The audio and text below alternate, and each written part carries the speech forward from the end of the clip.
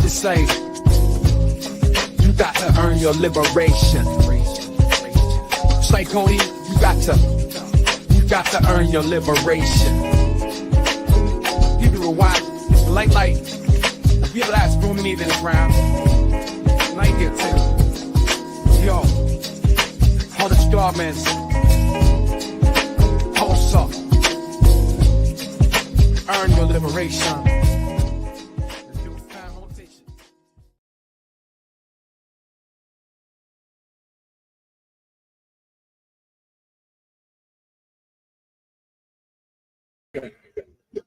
Peace, everybody. We're getting set up. The live will start at about 6 o'clock Eastern. So please come on in and hang out with us. Welcome. Are you still alcohol? Because he's playing. I was had this all. So now we're here. We just live. And unless you want to, so and I left the mic on so they can hear this if we want them to. Mine's on. They can hear that? Probably. It's playing in the room. Can you show like that? So It's something.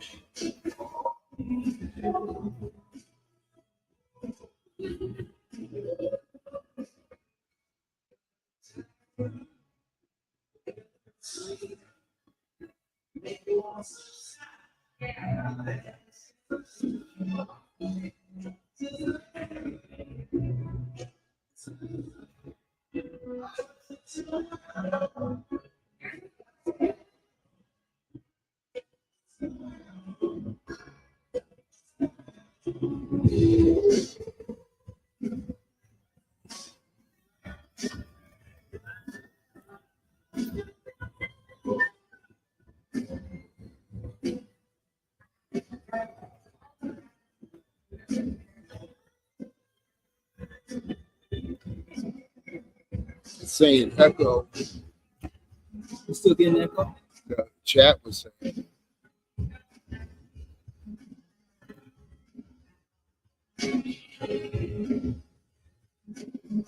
And feel free to move the camera as you like.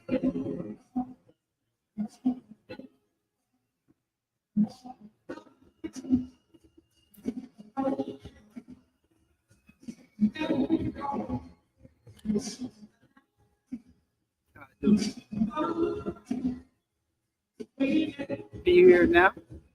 Let me go live. It's on the Black Power Media. I'll go to Black Power Media to see how it sounds. Hey, you ain't gonna say none of that today, right?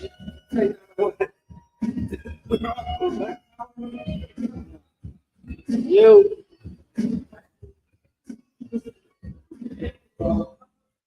Hey, Erica.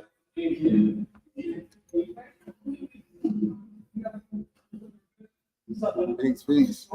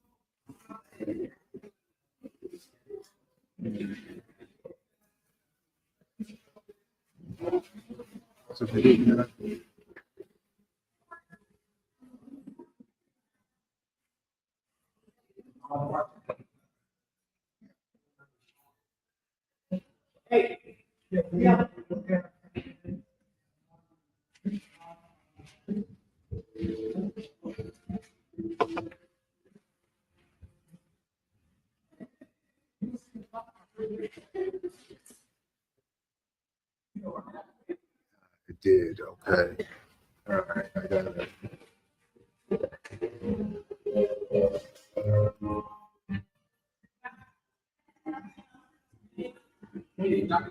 Yes.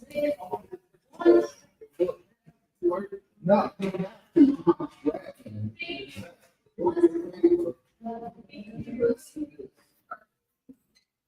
Hey, Diallo, could you grab Erica's phone and do that thing?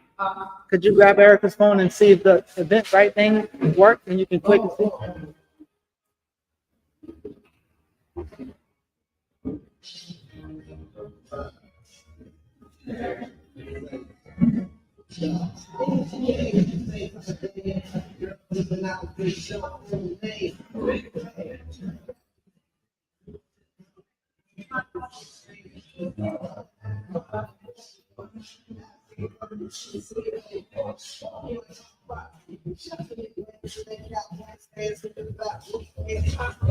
When you lay low, you came from neck and wrist laced up, very little makeup, you swim with the Reebok, Jim Tony frame up a shoe. The only thing that you made up, it's not the way but freaking keep it down. After the dance, she was like, no, I'm leaving now. An hour later, said I changed Jamaica. She said my shit straight up, taking mine in the way up. See, too, the fans on the jam for me, these are the stairs, the snakes, the chicken plans. The promo shit, the space for me to go out and really smart man. Please, baby, let me introduce us on the ride. Stay pretty murder by a quietly observed, trying to play me for the shot herself, she couldn't get it together. I just put it on and pretended I never met her. Keep feeling the whole part. See this wrong socially, so so much good about you. It's nice to finally meet. The room with the moon, the girl, the food, especially your honey love, ended up sitting directly next to me. I'm like, but right now, I'm looking at it skeptically. Cause baby girl got all the right weaponry. Designer fabric, shoes and accessories. Thinking how sweet was fucking up immensely. We conversated in the last day, you know we grown, even though I know the CeeLo. She wild, sweet, yo. I bought the work, I said peace to the family. She hopping like, no.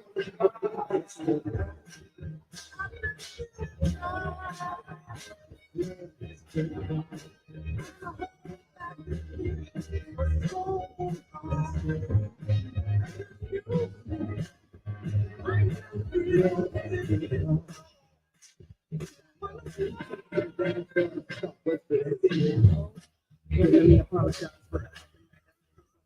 Baby, you know what it's like. Some others don't become alright. I understand. I'm feeling you. Besides, can I have a day? They really have a virtual. You have to buy the things off of my shoulder blade. Yeah, but I got to pull the things from the summer school finished, and she was behind. Let's exchange numbers. Recently, and late night.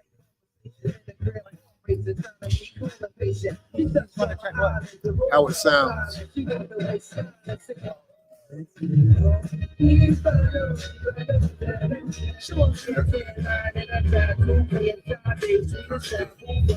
I ask people to comment about the audio.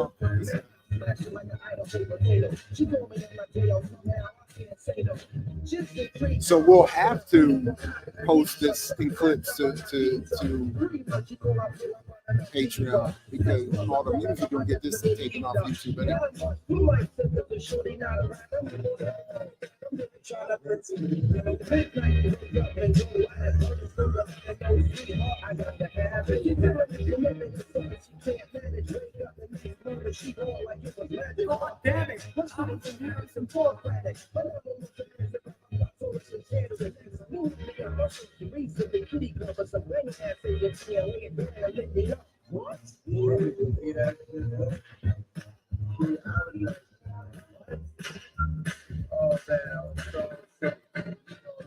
Let's get it up.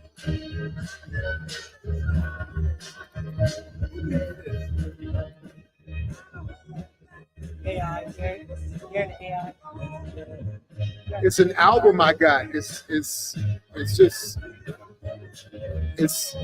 called Yassine Gay. What? Yassine Gay, as in Marvin Gaye, but Yassine Gay.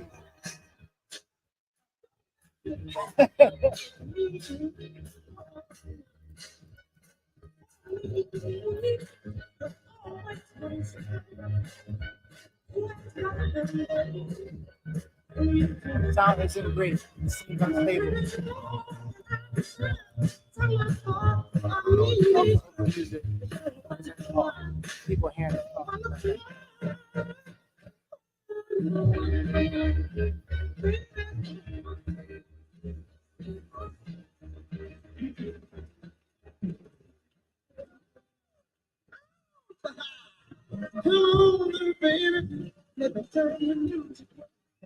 So once we start, this ain't gonna be the sound. We'll have mics plugged in, so it'll sound much better than how the audio is playing. We're just playing the music right now. Mercy. Come here, little baby. Come on. Let me turn the lights, baby. Let me cut the lights off, baby.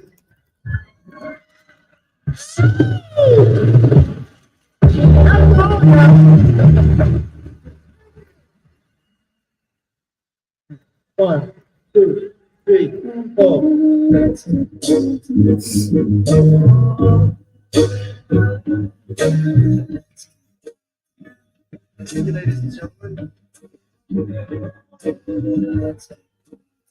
I just want you to relax.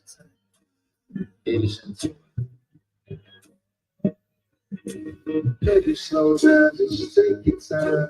You and me gonna be here for a while, okay? Baby, don't rush it, take your time. You and me gonna be here for a while, okay? I got so much that I want to do.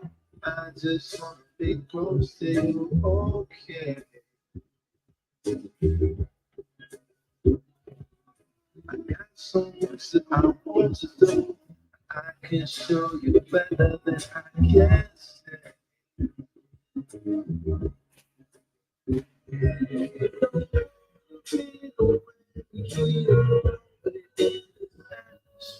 Stratosphere, atmosphere, ain't no space, it's right here. Don't wanna be away here, no way it is that.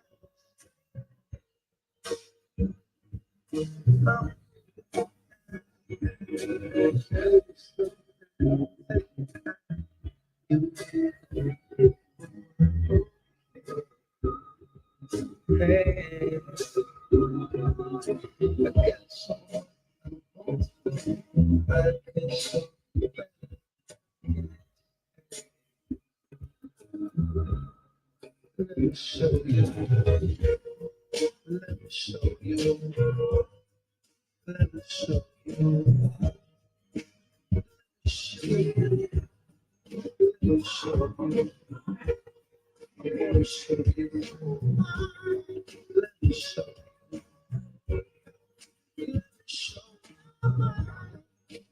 show you.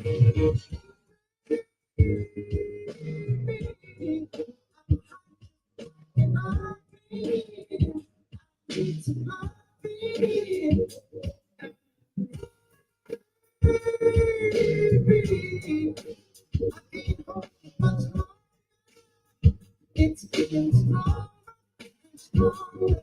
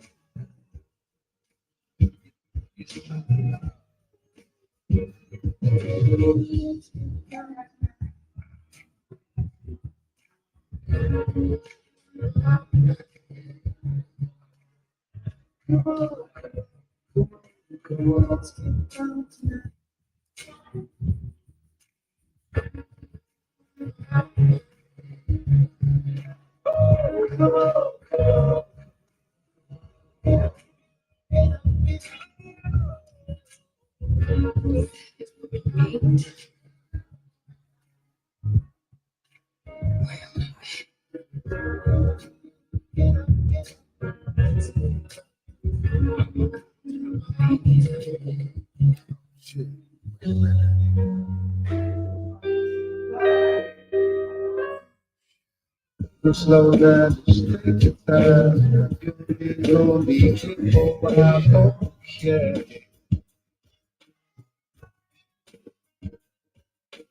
Got so much to come to do.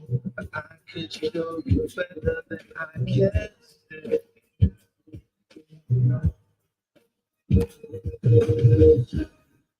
Oh, baby, you make me feel so good. They can hear you. Okay, just so you know, so you clear. Not up here. Okay. So what are you asking me for?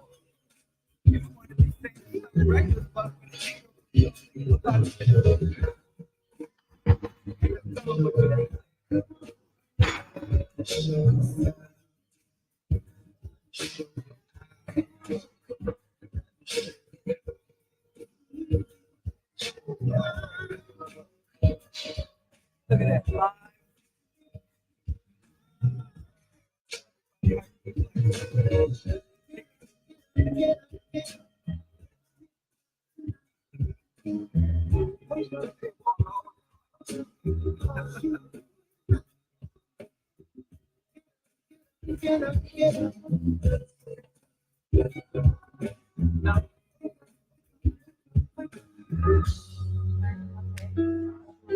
Okay.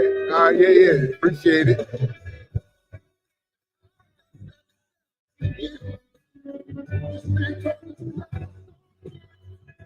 Oh, okay.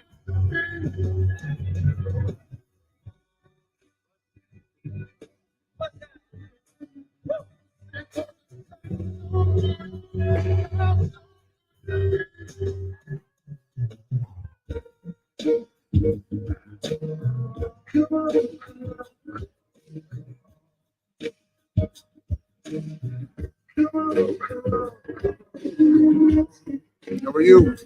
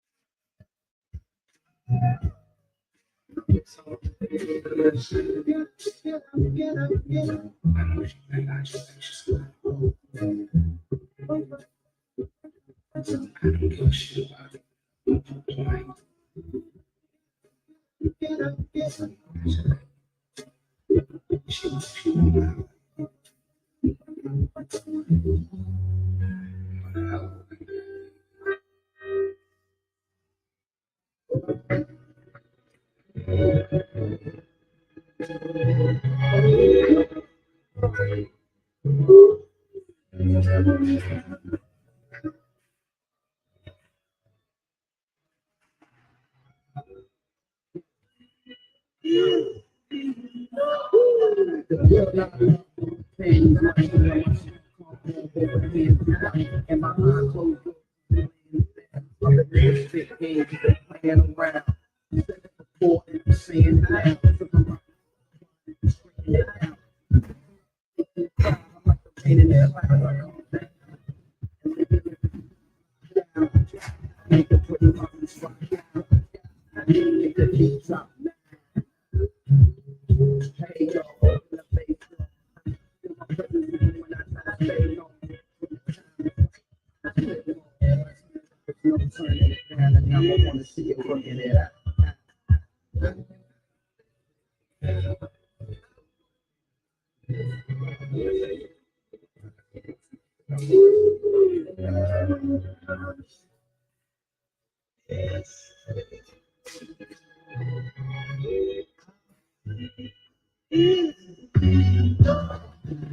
When the food is good, I'm on the building. Where my rent at?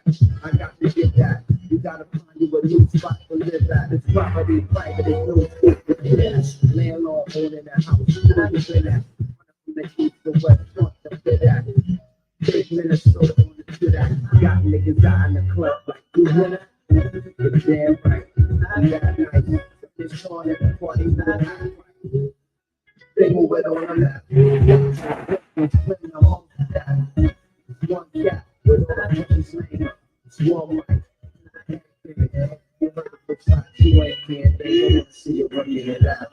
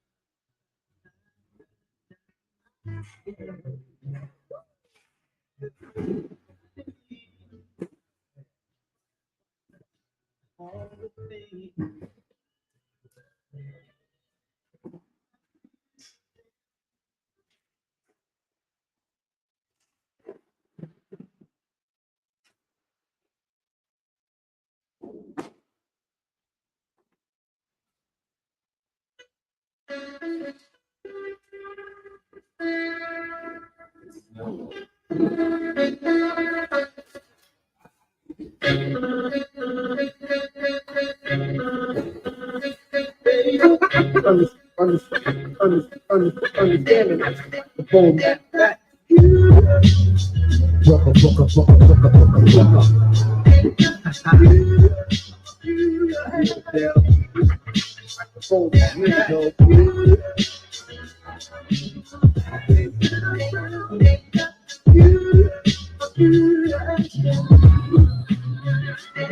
Second one for Charlie Hustle. Steady rock. Three for the four coming out. Each shot. 5 dimensions, 6 senses. 7 from a mix of heaven and hell. 8 million stories to tell. 9 planets faithfully keep a hold with the proper intent. The universe expands left. The body of my text possess extra strength. Come with the power that's up. When I didn't burn you the journal. I'm back at midnight on Broadway and Myrtle. Hip hop past all your tools, social hurdles like the nationwide drive. Prison industry, all that working class balls, but they keep you alone. Set streets too loud to ever hear freedom ring. So you evacuate to sleep. It's dangerous to dream, but you chain cat can make you mad. Can't feel fully charged. Can't count. Another game, but shit don't add up somehow. Like I got 16 to 32 balls. Ever seen pockets like 69 billion in the last 20 years spent on national defense, but folks still living fear like nearly half of America's largest cities is one quarterback. It's like a kid. 50 now, 4 pounds, 20 more will key a 5 minute sentence, hearing it, you know, for free. 40% of Americans own a cell phone so they can hear everything that you say when you ain't home. I guess Michael Jackson was right. You were not in those. I get hard hat black, you in the terror dome. Niggas, large niggas, dice suckers, young things in prison, the light notes, crack mothers, crack babies, and age faces, young bloods can't smell, but they can rock the PlayStation. It's no matter what the motherfuckers ask, you wanna know how to rhyme, you gotta learn how to act.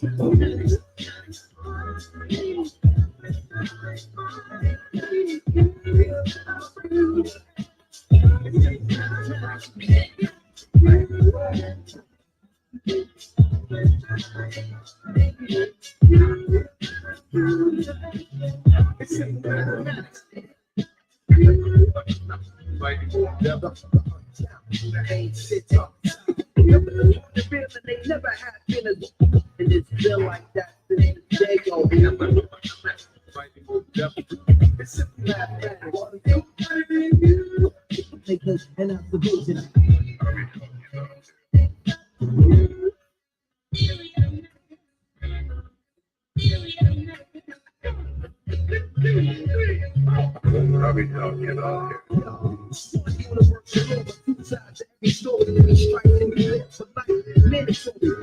See, murdered in the last 4 years. I ain't trying to be a trick when I'm a millennial in this shit. Yo, it's 6 when they die from the 7 that they grew. 8 years old, but 9 million. Simply, yeah, you can see that. Nearly on the hill, from the grill, and keep it.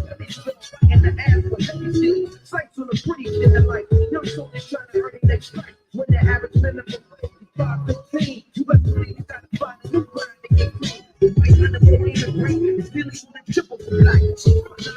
Money in the back, trouble they crack. Truth that the robbery, they combat poverty and independent economy. Different stipulations attached to each sentence. But they come back with a free police presence. And even if you get out of prison, still living, join the other 5 million in the same world. Vision is business. No faces, just lines and statistics from your phone. Your zip code, the side digits. The system break down, child, women, and the biggest. Who is and who ain't niggas. Niggas want to feel that they never had. Even never got niggas. Why don't you show back the camera back in the secret? A million other songs underneath it.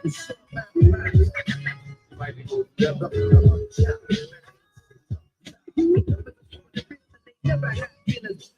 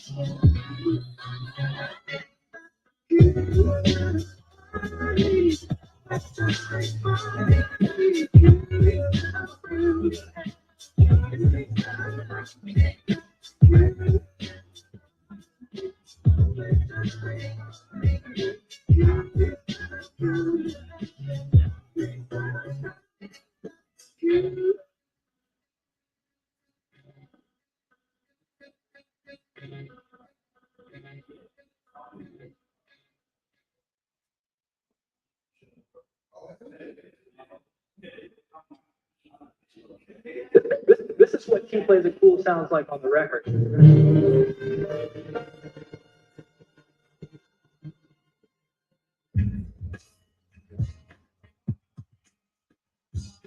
I was especially interested in the sources for this.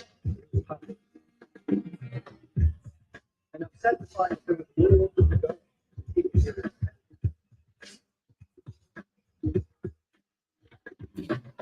There was no second information for African because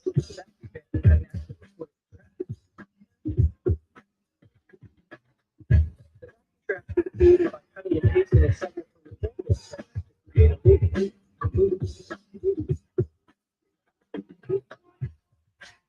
Over this loop, Gay laid down hand claps,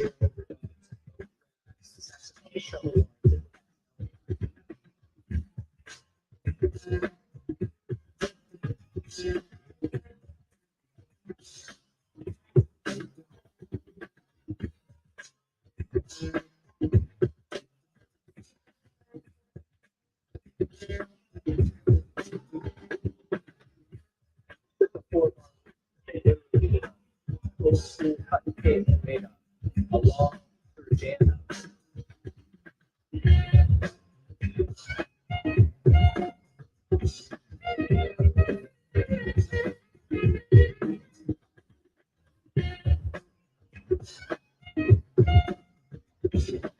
Interestingly, he was a really popular force for breaking.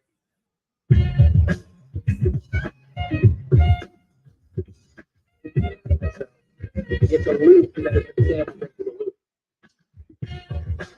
This is what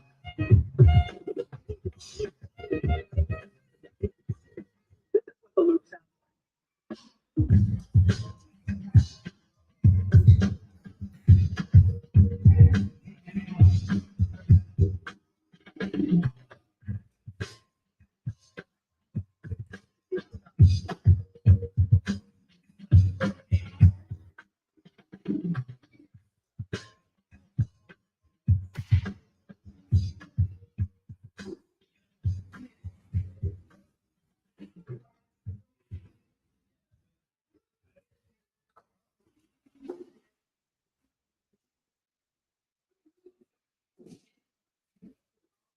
T stands for turn or checking out. Take a bit.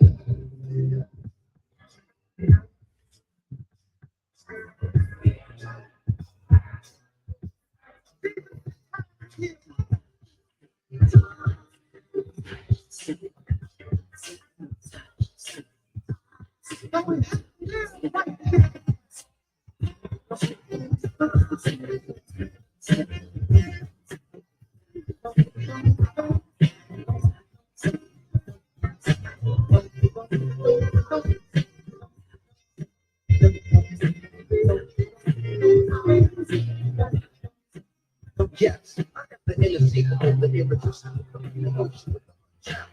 I am the soul of measure, control that. I am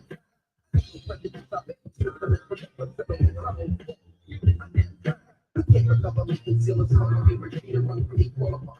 You can't do it from the stop. Even my hands with it. To me, but now I can face it. She did me unfaithfully, and that one for me painfully.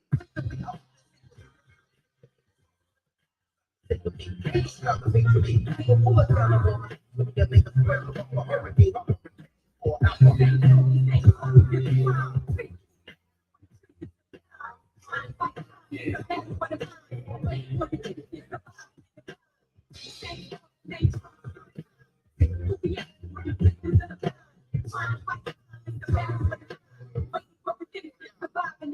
wait, no one, no one, no one. Show gun, break it over. Hey, you better show gun. Time you better make a difference. You over you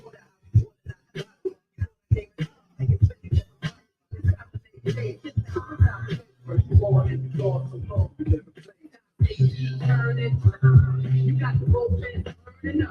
You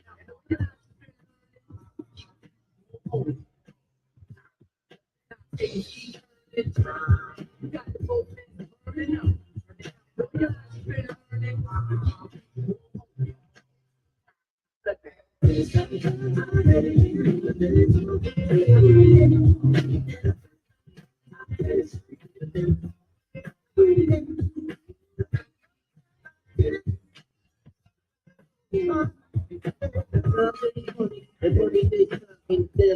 So I must get mine.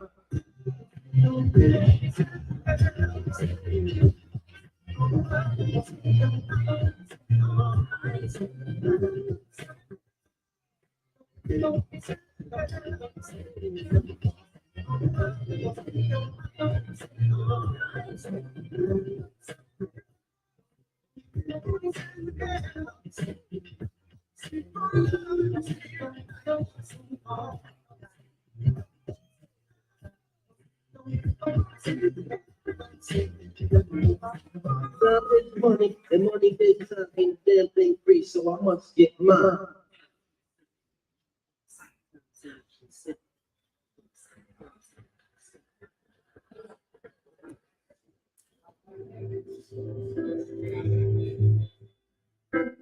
I wanna stay with this music thing. It's the only thing for me, I think. It's just something I love, something that's part of every day. It's gonna be all. So I think I'm gonna stick with it and let you figure out things.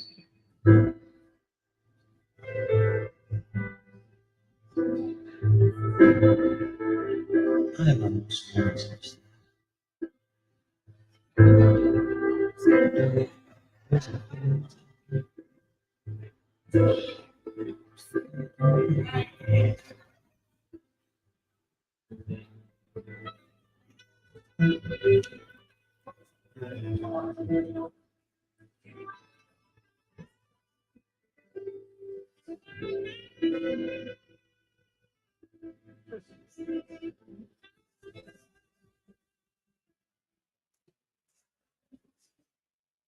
What'd you do last night? We did 2 whole cars. It was me, Dez, and me and 3, right? In the first car, in small letters, it said, all you see is big, silver letters that say, crime in the city, right? It just if I know how that, yeah, it was a whole car. Shit.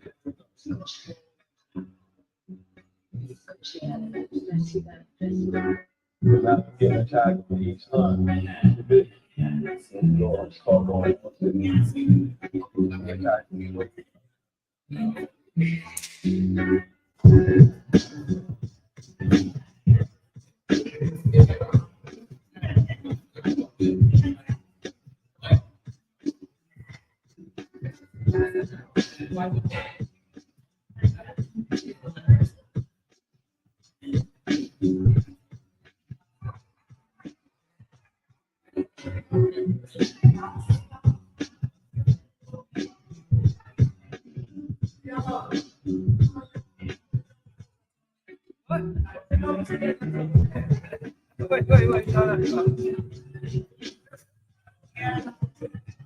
No.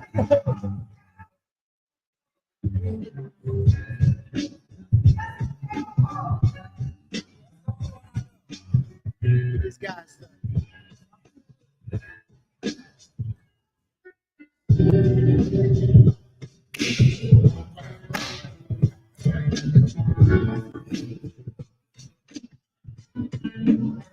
What your music playing at? What music playing?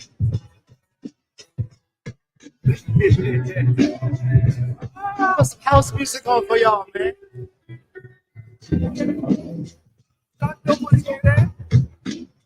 It's up to you. You can either find it on here or put it on here.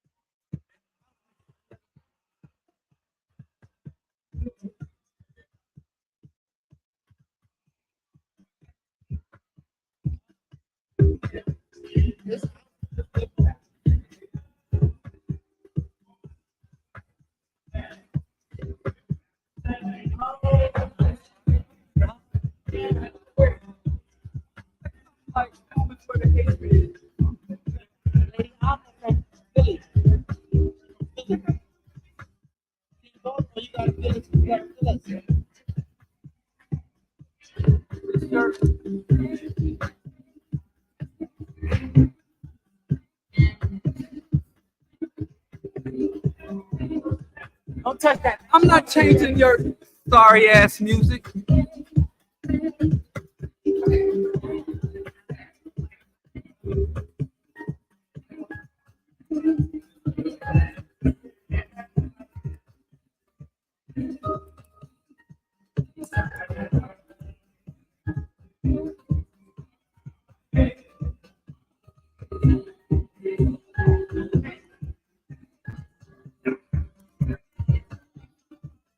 Yes. Shit. Why would I do that? Somebody asked me a question.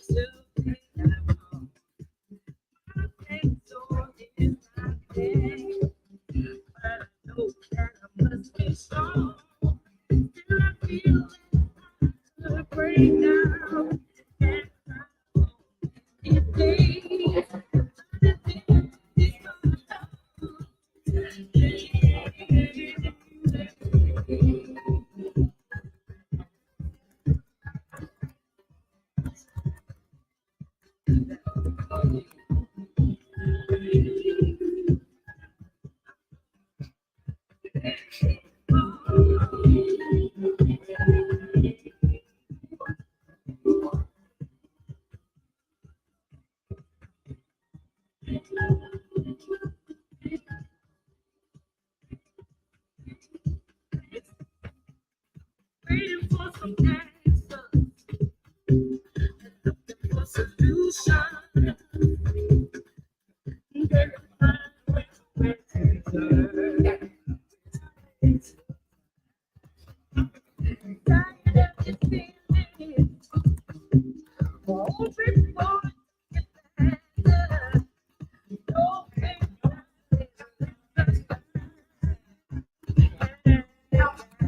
breaks come with the couch.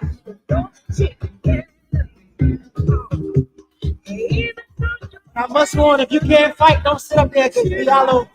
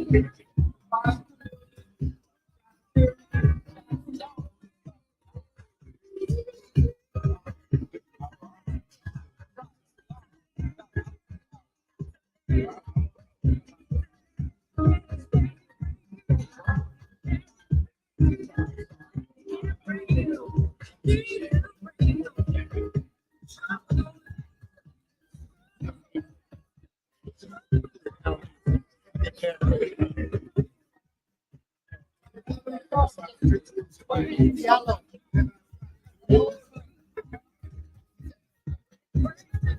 It's Diallo. You know, he don't got nothing nice. You know, he don't.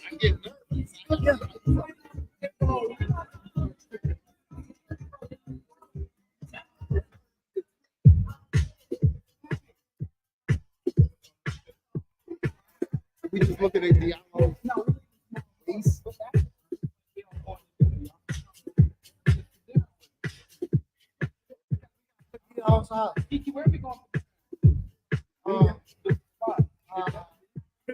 Wait, is that after this? That's right. That's right. My bad, my bad.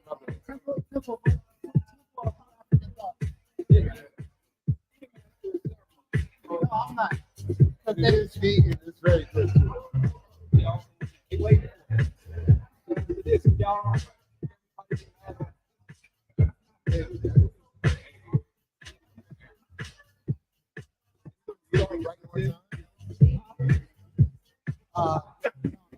By like 5'10", 6'10".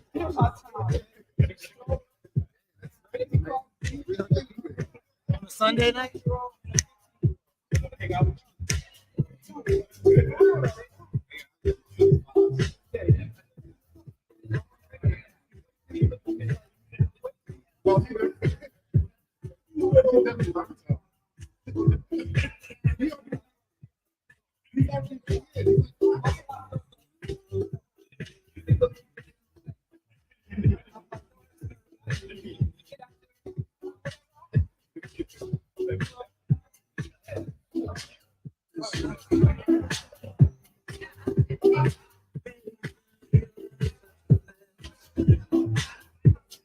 For this there is no plan.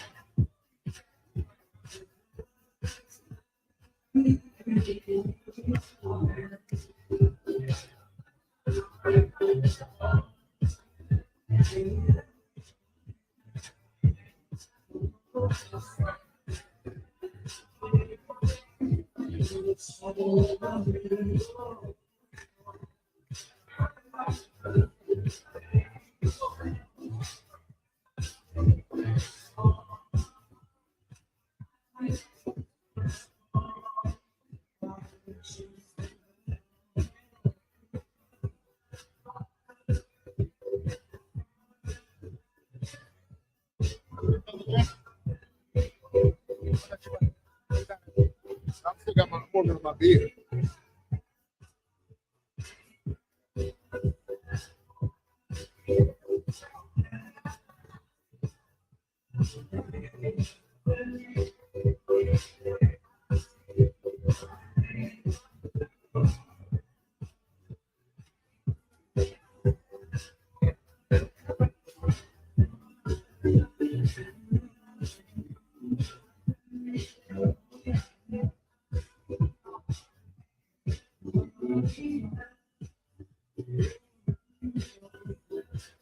Get this dude off of here. Nothing.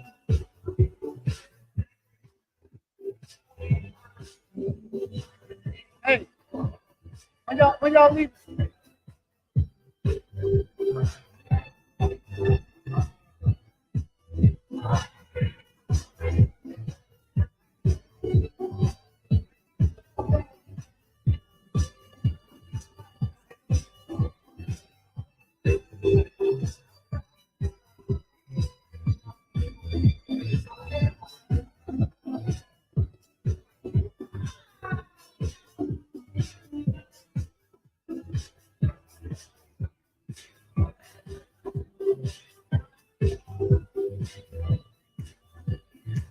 Diallo.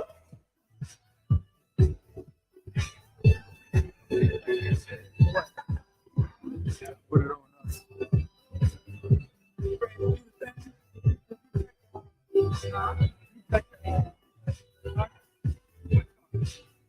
Yeah.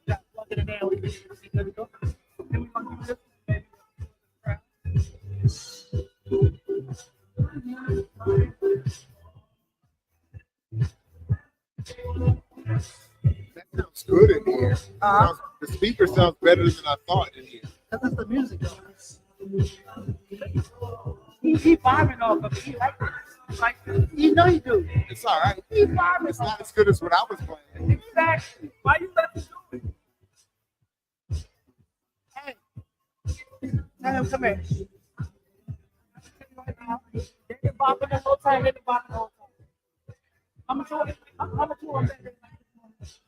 Everybody in the like, yeah, they want to belong. You know, that's good. How about the chat? What y'all chat? Do y'all like this house music?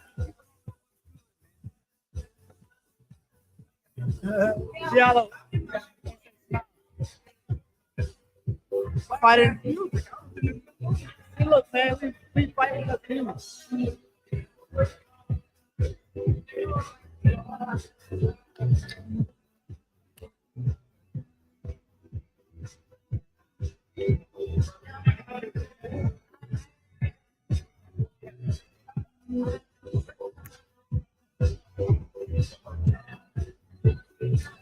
But it's barely in the air. It's barely here. They don't know how lucky they are.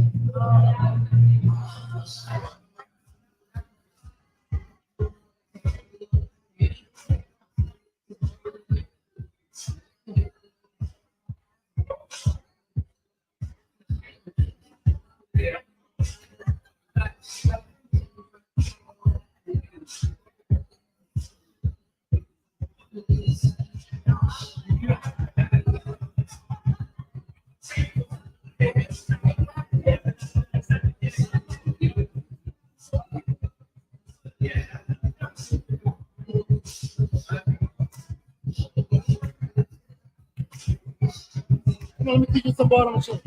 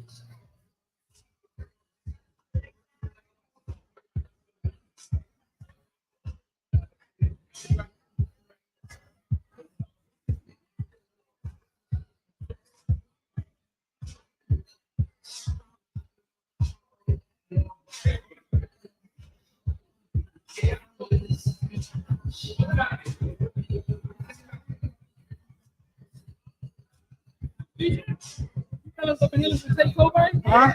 Don't know nobody will take over. That's why I play it for them. You gotta get some Baltimore shit.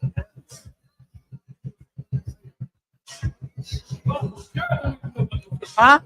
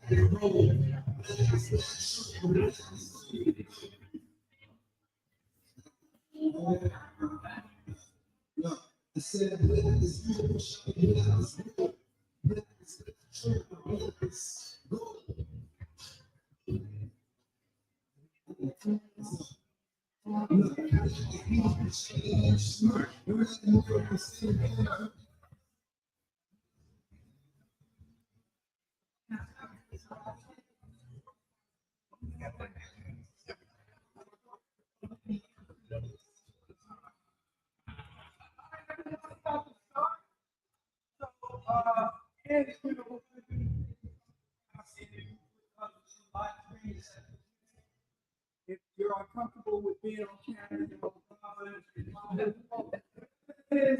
can kind of sit out on the periphery and we'll protect your identities, your secret identities. But anybody else, there's no chance for that. So we're just gonna set up the mics and start the show for our live streaming audience as well as everyone else. So thank you for coming out, just giving everyone a heads up. So me and Erica had this vicious argument. I just want to know, where did house music originated from? Oh, damn. Shut your ass down. So it said DC in the 50s. DC in the 50s had it first. And then Chicago did some other shit. You could have saved yourself. Club music to Baltimore. They was depending on AI as their source. So I don't, who knows? Huh? AI stands for actual The difference?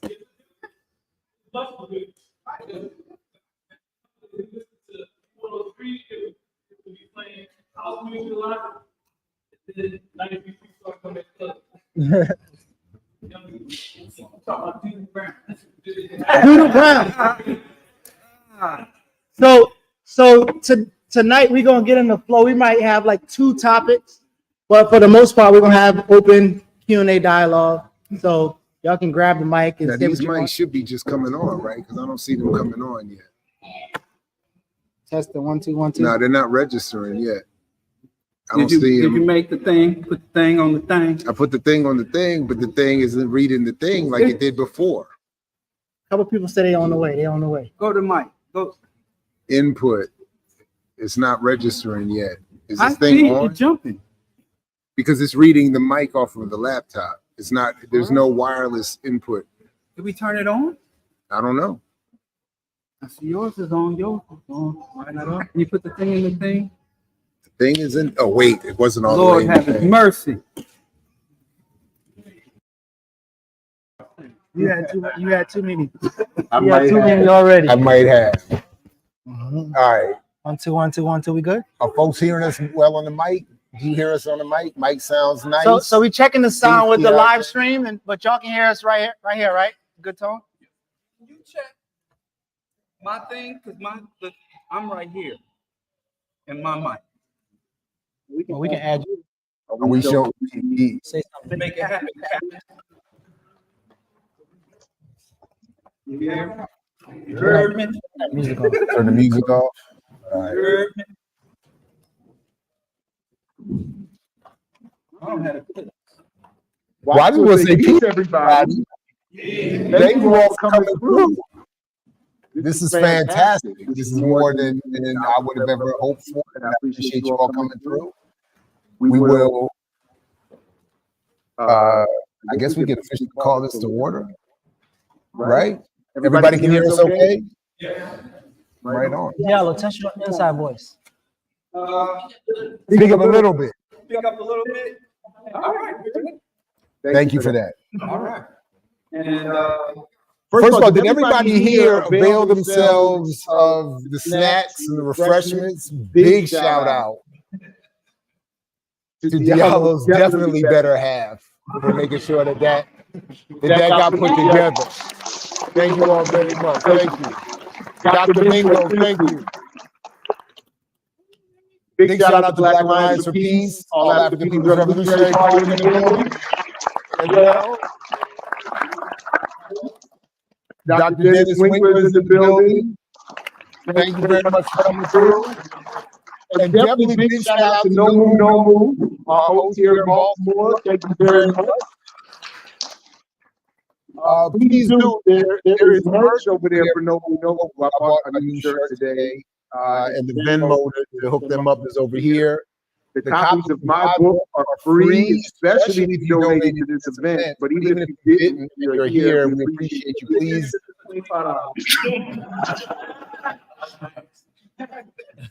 Don't listen to Diallo. You haven't learned already. Yeah, don't already know. Don't listen to Diallo. No, but please grab a book if you can. And of course, big shout out, happy birthday to Malcolm X. And Coach Yama, and Del Jones, and Coach Mid. This is a big day. So big shout out to all the revolutionaries who's born days today and who's not. And to all those who big shout out to you. So what's the lunch look like? So we don't have sneakers on the camera. Oh, yeah, I want to make sure you see his new sneakers. I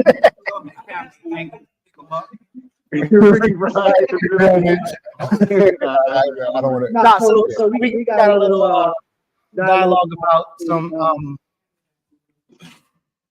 Move the camera back a little. Oh, what's that on the which camera?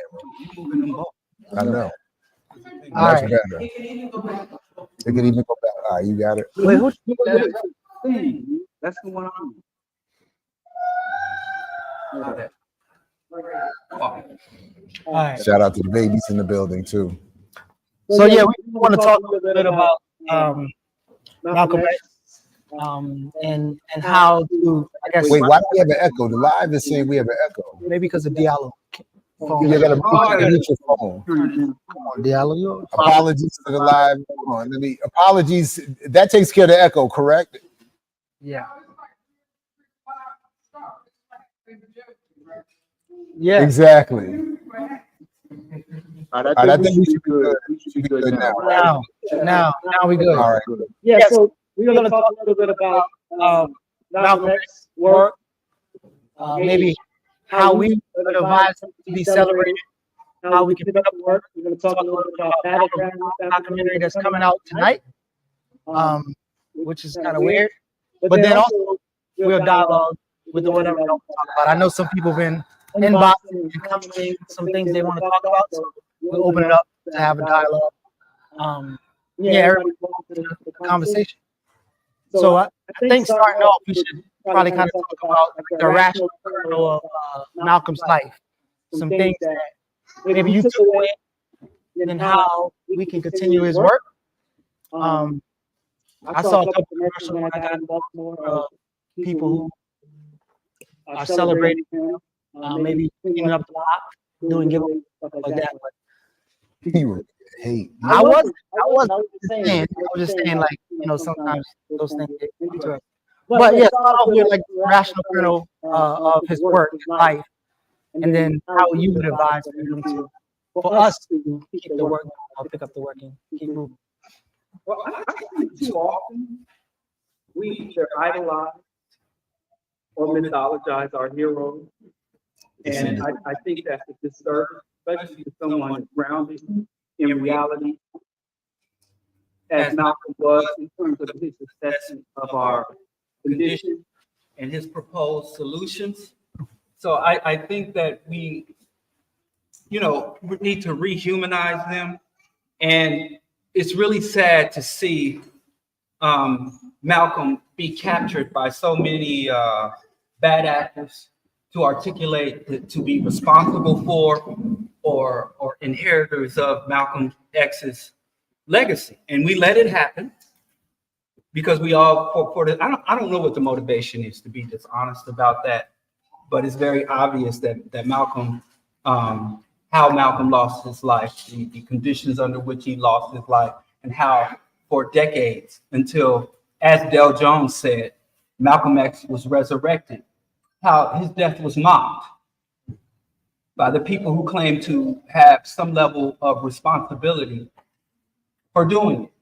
So I don't think that we as a community, as a people who have directly benefited from Malcolm's work and sacrifices, I don't think we put him to rest properly as an ancestor. And I can go into details about that, but I mean, if you're familiar with me and my position on cults and my position on Malcolm's evolution, I think it's very clear. So it pains me. This time of year is very painful for me as someone who greatly appreciates Malcolm and would like to identify myself as one who learned from and is carrying forward what Malcolm stood for, how we don't properly honor Malcolm and his sacrifice and what he lived for. So, I mean, in honoring that sacrifice, how would you advise for people to pick up his work and move forward with it? Well, just learn the lessons. Apocalyptic cults are not a viable vehicle for liberation.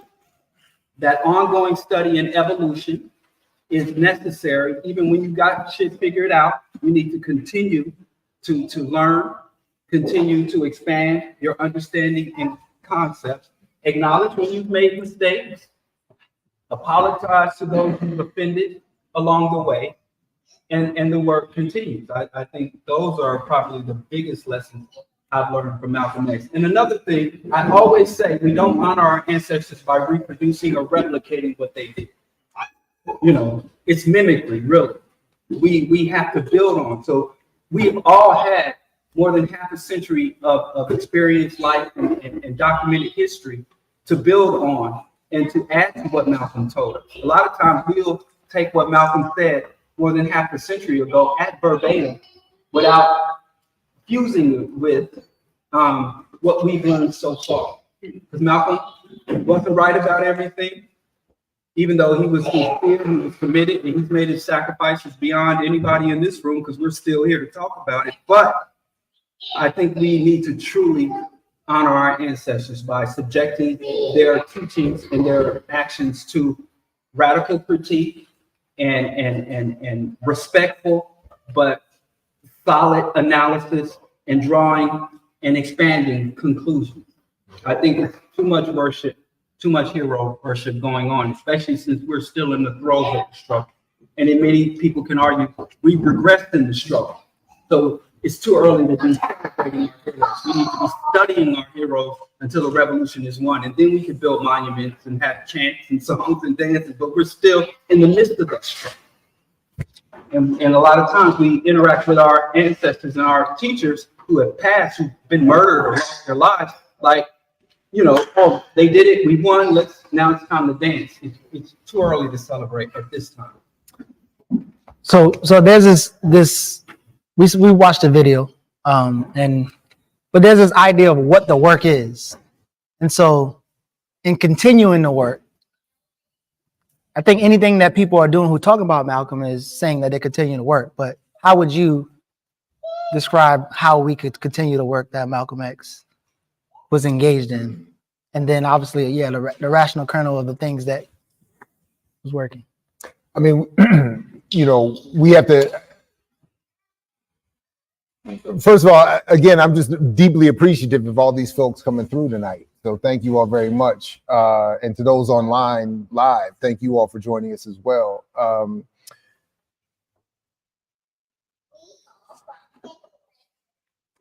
I don't know. I mean, you know, what I think most about is what we are encouraged to forget is that Malcolm was was himself involved with almost any form of, he meant by any means necessary.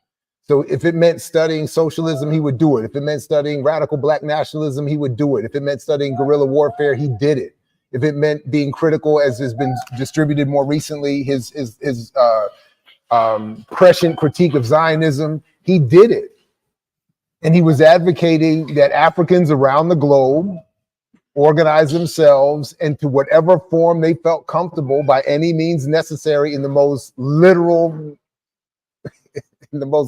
way to free themselves. And then what has happened has been, I don't remember exactly how it was said, but Amiri Barak always quoted that Lenin phrase that was about the rebranding of an important revolutionary figure after they've been assassinated or died. And that's what we've been dealing with, a re-assassination posthumously of Malcolm ever since. By the way, when, you know, Lorraine Hansberry's birthday is today as well, and I was, you know, bastardize her quote, but that statement she gave in response to an interview where she was being asked, well, you are a successful artist, why then can you continue to complain about the conditions of your people? And she said something to the effect of, to forsake the abstract in favor of the specific is in this case to be an error, or something like that. And I think that's what, you know, what Malcolm and everybody was encouraging, Lorraine, like that those of us who have made it to a certain relative privileged state need to be understood as just that, an anomaly. We are the accident. We are maybe even in the intended, encouraged, placed version so that we would speak, as Fanon said, to testify against the rest of the colonization of the rest of the community. So, and that's what Malcolm was very clear on. So I have continued to bristle against how he's rebranded and promoted, and how others without his politics will, I mean, Malcolm maybe more than any has been adapted by all manner of variations. I claim him just as much as people who would disagree with me politically claim him. Clarence Thomas at one point said he would have been a Republican. That is crazy. That's ridiculous.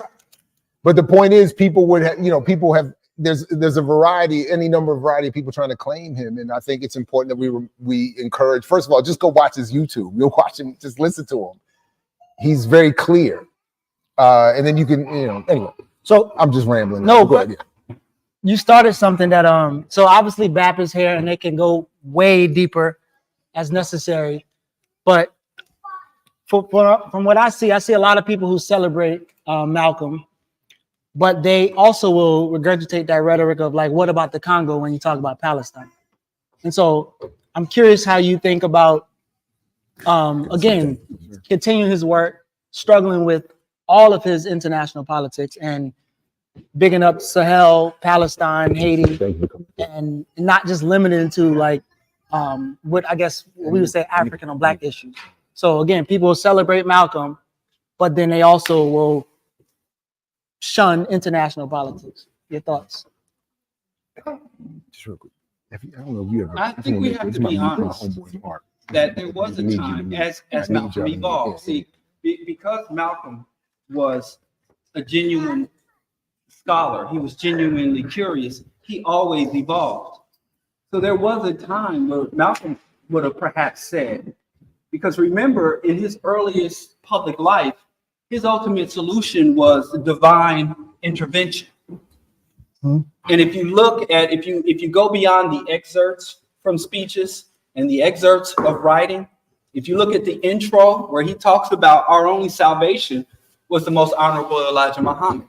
He was the answer, he was the solution, which is absolutely unapologetically incorrect. It was wrong. And Malcolm evolved beyond that. So it is understandable whenever I see Black people make an incorrect assessment. A lot of times we speak from our direct experience and pain. So I understand how you can be an African in the diaspora and someone tells you about Arabs suffering somewhere else in the world, and you go to your corner store to buy substandard products, treated rudely, harassed, looked at with suspicion. So I don't get upset with African people to say, what about the Congo? What about Haiti? When you tell them, free Palestine. Because there's no non-Black population of people that we can rally around, whether it's Irish under British colonialism or India. There's really no population that you can point to that hasn't engaged in collective organized hostility against African or the African diaspora, or that is not currently either actively or seeking to enrich themselves off of Africa's resources. So the understanding with Black solidarity, because a lot of times to engage in these struggles without acknowledging these people's hostilities, historical and contemporary hostilities against us, that's not solidarity, that's servitude. And we don't understand the difference. So I think it is appropriate to say, why should I care about Palestine? I think that's an appropriate question. I don't think we should dismiss those people as being uneducated or not understanding. I think we should engage. What about Palestine? I think we should understand it. And there are very clear and cogent answers as to why we as African people who are interested in the liberation of African people, even if you want African people free exclusively or first, or think it's our turn, even if you have that limited perception, there are very clear answers, historical and contemporary strategic examples and answers to that question. But I don't think we should dismiss those people or call them wrong. I think we should engage them and tell them exactly why, and view that as a legitimate question. I hear that. And then I see the chat also. See Ricky face. First of all, I love that we can see the chat and the real life chat. I see, all at the same time. So before we go to Jared, right? So there seemed to be this this no, but I don't know yet. But there seems to be like a selective vitriol for people who have wrong ideas, right? So for instance, those people have hella wrong ideas, but the people who have what you believe to be wrong ideas from a spiritual religious standpoint, they get all the smoke. But these people, you're saying we should give them a pass. Well, again, when I talk about someone being wrong, a lot of times they're not wrong, they're just incomplete. So it depends on where that incorrectness comes from. If you have an incomplete analysis, if you have an incomplete assessment, you're not necessarily correct, but you're not necessarily a bad, immoral, or a wrong person. So when we look at such an issue, if somebody is an adherent to a male chauvinist murder cult, if someone is an adherent or a follower or a worshiper within a male chauvinist murder cult, I'm not attacking that individual. I'm talking about the institution. But if an individual has a question or a curiosity or a condemnation that's born out of their own experience and pain, that's different than someone adhering or joining in an institution. So if someone comes to me and say, well, I'm a member of AIPAC, or I support the IDF, they're aligning themselves with an institution versus what about us or what about the Congo? Then that's somebody with an incomplete or misdirected but justified race. Yeah, but I would never equate that too, but probably no, I'm not even getting to your level. I'm not even gonna rise to the level. If you have a heart in your chest and a conscience in your mind, and you see daily the massacre of these people, and you do not support them, then that, in fact, my friend, is immoral and unethical. Because ethics is about what is right, and what is happening in Palestine is wrong. But irregardless of the relationship that Africans have, He's a human being. But is it? But did I miss something? Because what I thought I heard in Diallo's no, I think you're right. But what I heard. Yeah. So what's gonna happen is we're gonna finish a few more points and then we're gonna open this up. Let them finish. Well, you going right? Go ahead. No, let him go. Go ahead. Let him go. Go ahead.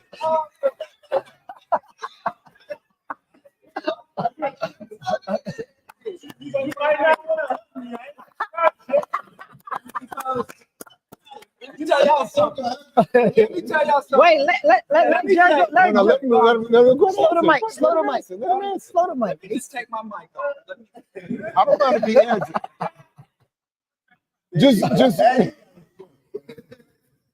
He done got his new shave and everything. Look at you, man. Get your mic. He's flown out. He flew out. Pause. You get food out. I heard the internet say you gotta do certain things. All right, do it. Wait a minute. Pause. Pause. How come it didn't go out through there? They don't get it because you cut it off. You me in real life. No, I should have gone through. It should have gone right there. Hold on. Pause. Did it went there? Do it again, Jerry. Pause. Jared can't be complete without his drops. I need it. Good job. We everywhere. We there too. So wait, just for clarity, what I thought I heard in the stop. Man. We locked arms and embraced people who have shitted on us at the first opportunity. Going back to incursions into the African continent. Well, look. So wait. So I'm clear. I'm with all of that. As I said, I'm unpopularly. I rock with Frank Wilderson and Afro pessimism, at least as a concept. I'm all with that. And with his explanation as being willing to be in solidarity with Palestinians. Hold on, no. So my point is, I'm with you up to the point where we should be willing to engage those in our community who would raise that question. That would say, what about how can we be in solidarity with people, blah, blah, blah, blah. Legitimate question. I think it is a legit question. Wait. So again, the reason why now you interrupted me too. I'm sorry, but the reason why I say BAP is in so here. It's just fair game. Right, bro, for a second. So the reason why I say they're in here is because it's not like they just started the shit yesterday. What I'm saying, that's what the response is like. Well, what about the Congo? No, what I'm saying is, slow down. No, but the point. Back is in the front row. The point is them saying what about the Congo is reactionary because they wasn't giving a fuck about the Congo too before this happened. Right. The people who saying that shit.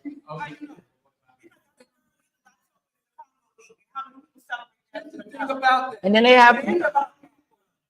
We are an oppressed people, and I don't know if we're allowed. If Millie Fuller, what's his standing in the community? He almost like Claude right now. He almost like Claude right now. But go ahead. Go on. Talk about oppressed people. I don't agree with everything nobody said, except Jerry. But Millie Fuller talks about the Incredible Hulk. Individuals. And there's certain grace that any individual that comes from an oppressed group, and then an individual that has compounding oppression, that their assessment, they can speak from their own experience. And their experience is legitimate because by nature of being expressed, not accurate, not scholarly.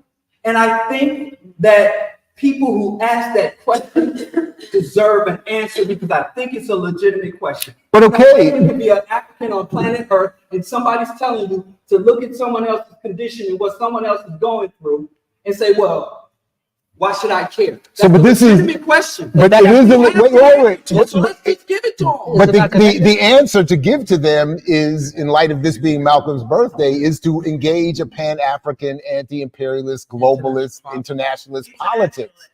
So is it not connected?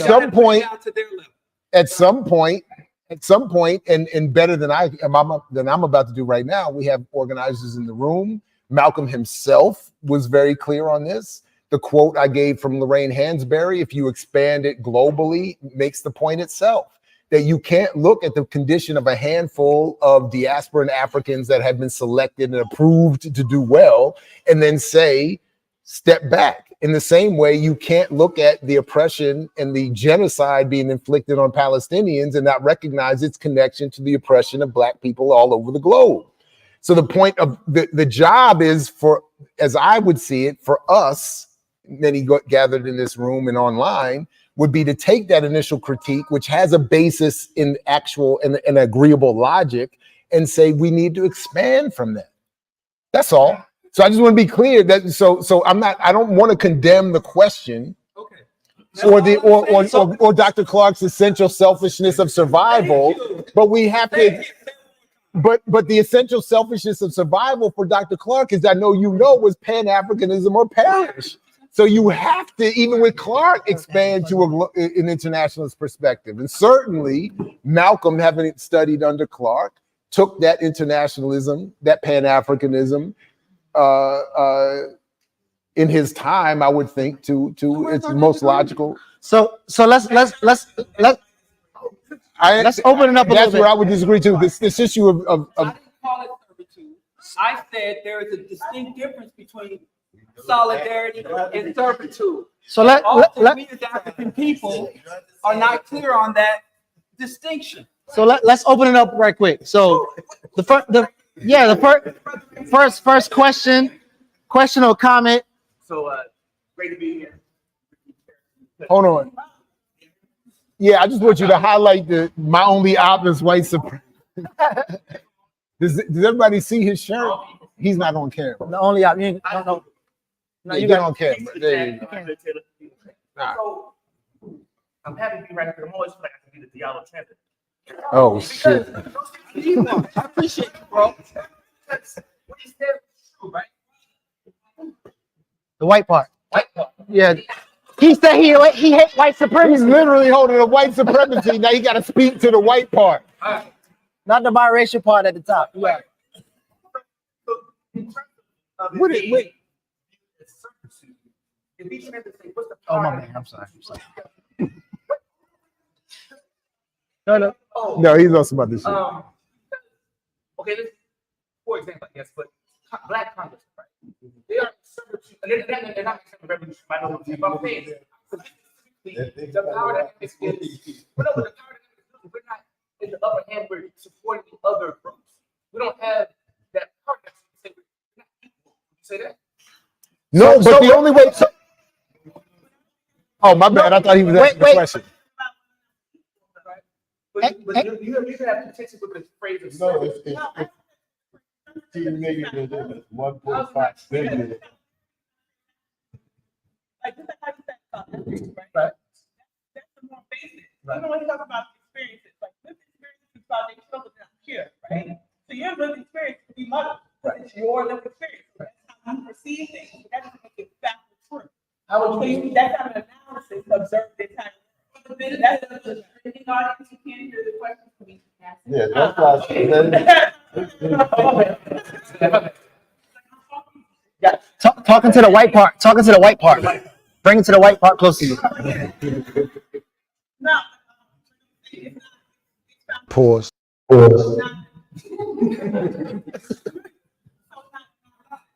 Let him finish. Yeah. So that's the people that you need the source of the owners, they're not saying, you know, it's not different when you go into the source of Black folks. When I hear him say about how we relate to support other people's causes, I don't think it's not about you're not relating their source. But I think when he says, when I hear him say when we do, it is. You say, Him is Michelle. This motherfucker superstar. Yeah. Who are you? Good to see you. Man. All right.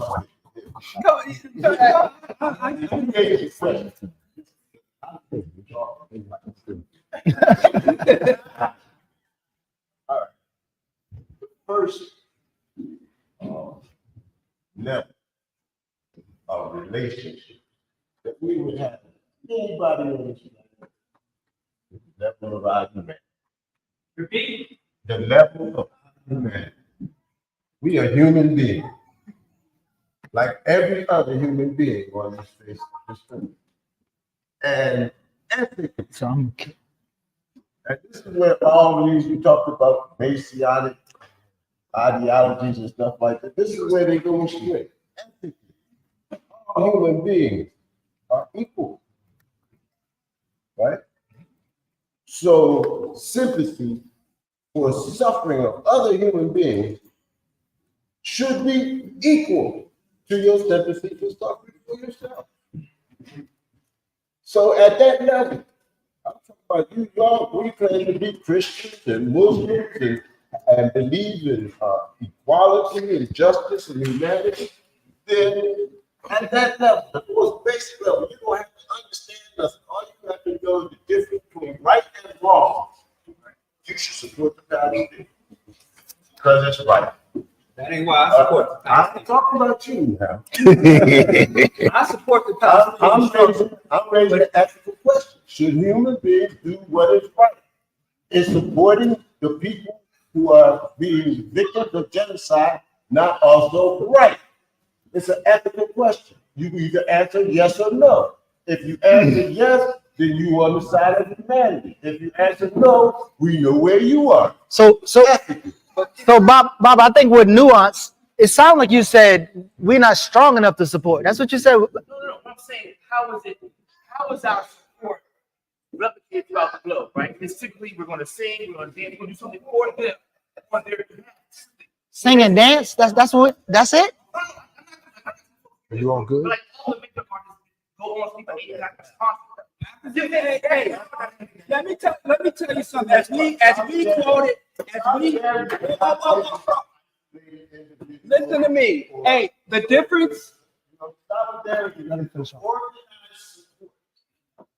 Of people who had collectively determined that another set of people are worthy of this. So if you're not in an organization, you're not really giving solidarity. You say solidarity. You might be. Skinny man. Look at you, skinny as fuck. You good though? I'm good. Yeah. Is to get in an organization.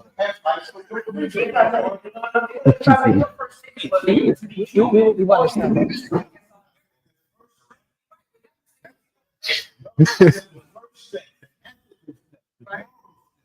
Now the revolution. There's different levels of solidarity. Everyone, appreciate everybody, but we're gonna re-engage. Eric, can you get the mic? But I like to say, allow me to clarify. We as African people, you cannot find a justice movement on the face of this earth that did not have Black support and solidarity. You cannot name one. You also cannot name a successful liberation struggle where Africans stood in arms, sacrificed and bled for, where we walked away with equal or greater amount of the spoils or the concessions or the reward. I'm saying African solidarity is something we are obligated to have, but we need to understand that when people are making a material request, when people are saying we seek to secure land, we seek to establish or reassert our national sovereignty, we seek to secure resources, these are real world material ambitions. I fully support the Palestinian liberation struggle from day one. I fully support it. But it is the obligation, and they have done it. If you will go back all the way back to the Rodney King uprising, rebellion, the Palestinians have always asserted, for whatever resources they had, they've asserted that they're against it. They've asserted that they support our struggle throughout the diaspora. When Israel was the #1 ally of apartheid South Africa, when Israel equipped apartheid South Africa with a nuclear bomb, when the Mossad gave apartheid Africa intelligence, allowing them to track down, assassinate, and incarcerate liberation fighters in Tanzania, the Palestinians exposed where they could, and they stood in solidarity. But when an African comes to you and they don't understand that, you can teach them that history while still acknowledging the ongoing Arab Islamic slave trade in North Africa. You can still acknowledge it when you look at Dubai, United Arab Emirates, and Kuwait, where Africans are still in bondage. Mauritania, Libya, open air slave markets. And there are many of our people that say, well, an Arab is an Arab, a Muslim is a Muslim. We can give them that clarity instead of admonishing them and saying, hey, I've got some issues with that population. We can give them geography lessons, history lessons, and solidarity, saying you're absolutely right. Islam has been at war with the African continent since its foundation, even though Africa rescued Islam in the cradle. When the Ethiopian king allowed a refuge from the first Muslims, from their enemies. We can acknowledge all of that. And servitude is when you go into a movement and you're not allowed to articulate your pain, not allowed to articulate your interest, and not allowed to say, hey, as we get to the other side of this, and we do secure and we win this struggle, what do my people get? You know, people are very clear on telling us what to give and what we owe and what we should give. Yep. It is appropriate to say, what do we get on the other side? Because we cried for the Irish when they were talking about the British, when they were hunger striking. We cried for the Irish. But Diallo, immigrants. So all I'm saying is, but Diallo. So, but Diallo,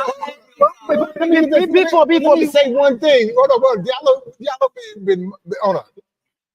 I love the monologue, but we have to remember, especially again, think about what today is in terms of just Malcolm's birthday. That's what I was going back. Malcolm was using the oppression of others not to tell Black people to have to say first and foremost, what are these other oppressed communities doing for us? He was saying we have to understand their oppression, understand ours. We have to understand that we should be linking up with them in solidarity for our own survival, if for no other reason, tactically, selfishly. This is not some simple rainbow, I want to hug and hold and whatever, whoever. It's to say tactically, we cannot be wedded solely to this country, to this entity that has been causing so much of the problem. So I'm saying when you make your approach to first go through this lineage of what all these other oppressed groups have not done for Black people, it can be conveyed, it could be lost, the message could be lost that we should be linking up with them. So, and this is, wait, real quick, because this is the problem that I always end up having with Frank and Afro-pessimism. And I think he made it clear. I hear you. What I'm saying is he's very clear. Be in solidarity with them, and then we can have this conversation. So look, wait, real quick. So look at it saying no. They saying no. No, not yet. So listen. So it's all good. It's all good. So y'all saw how Diallo and Jared reject yoga, and shout out to my yoga superstar over there. Nobody rejected yoga. But Diallo is angry because he didn't do yoga. That's why right now he needs some yoga in his life. But so real quick. Shout out to everybody in the chat. No, you didn't. Yes, I did. That's a jail pose.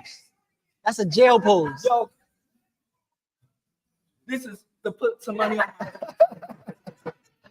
All right, you hold this stand, it strengthens your core. That's not. It opens up your. No. All right, so we about to wrap up. We wrap up the X. In a You got a second, in a question? second. Oh, okay. Is it a person question? So again, I don't recall Malcolm. Anybody got issues with you saying, hey, stand in solidarity with me? And anybody that flinches at the say, of course, what are we going to get out of this? What are we seeking to gain? And what is your relationship with my people, historically and contemporarily? Africa versus everybody. But I ain't got. Wait a minute though, but wait. The other part to this, though, the other part to this that I think is missing is that Malcolm, as an actual grassroots organizer, was in dialogue with people building in these movements all around the world, and was very clear that those conversations could be had in the context of organized political struggle. But when you just throw it out there in sort of the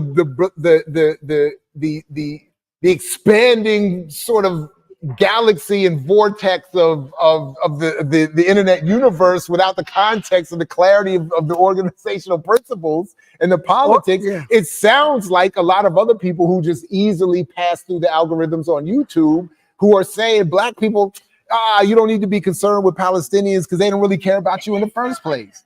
It didn't sound like that. I hear that.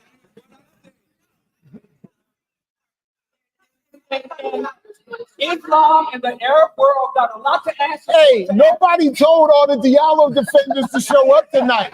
Nobody invited all that. All right.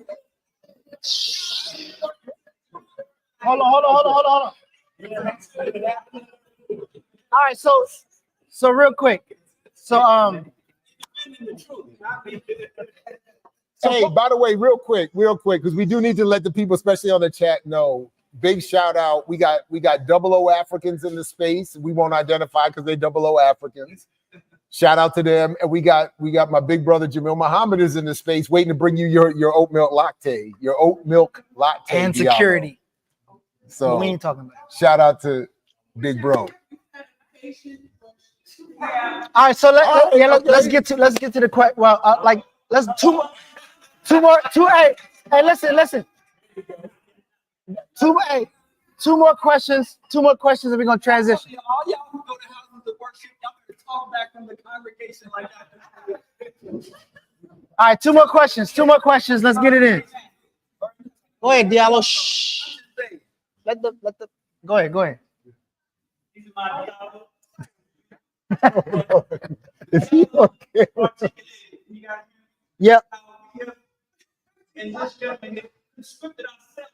We can't afford everything. But that verse, knowing what we're going into, morals alone cannot be God to keep people alive. Paul, you said the message is going to get false. Basically, you said sign the contract and then worry about what you're going to get later. You cannot do that. Hold on. Again, hold on. I got called out. Hold on. So to be clear, this is my point. This is not about some, again, empty moral. It's political. It's an understanding that the oppression that Palestinians are suffering is connected intimately to what is happening to us here. It is not some. It's an analytical. The point for me is analytical to understand what's actually going on, and then it's not to build with them or it's not to support them again in some empty moralistic way. It's to say that if we don't support them, the oppression we suffer is not likely to be dealt with. That it's all happening together. If we don't deal with what's happening to them in understanding that it's connected to what's happening to us, then our own freedom, our own liberation is limited. And then what is the logic? Wait a minute. What is the logical conclusion of your argument? It to me sounds like wed ourselves intimately and solely to the U.S. That's what I hear. What else would it be? Whoa. Finish the thought. Finish the thought. Well, if I'm wrong, hold on. I know you're not saying that. I didn't say. People you planning around the audience are booing. So then let him finish. But that's what I hear when I hear black people telling black people don't be in solidarity with others because they don't be in solidarity. I said define what solidarity is. because we quoted Dr. Clark tonight. Dr. John Henry Clark. Dr. John Henry Clark said black people. This is disingenuous. Y'all know this is disingenuous. Because without the context. Let him finish. Let him finish. I want him to finish. Let him finish. Let him finish. Let him finish. Let him finish. Wait, this is the last thing I'm gonna say tonight. This is my last statement of the evening. That's a lie. That's a lie too. Dr. John Henry Clark. Whoa. Dr. John Henry Clark said black people don't owe nobody nothing but an ass whooping. And that's where we start from. But he said, wait a minute, wait. No, don't applaud that. What he said, but that's in the, hold on, that's in the context, Diallo, that's in the context of Pan-Africanism or perish. His point was, hey, hold on. So that's why I'm asking you, what are you arguing? Are you arguing that all African people should unify in a Pan-African unified front and then address ourselves to other communities that are similarly oppressed? Because if you're quoting Clark, that would have been his approach. He would not have been saying, what do you mean disagree? Then explain it. Stand up and explain it. But I'm just going to narrow it down. The other one was saying is the level of resource that we extend out of our community has to be reciprocated and understood. What resources? But what resources are we giving them? Social resources? Wait. What are we exactly? Social resources? Wait, give that man the white furry thing. Please give the white furry mic back to my man. Uh-oh.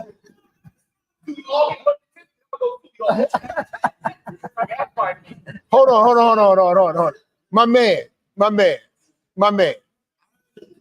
Wait. Please, Rafiki Baba, please give him. All right, go ahead. First he said, is morality enough? I never said it was. Morality is irrelevant, though, is what I'm saying. Now,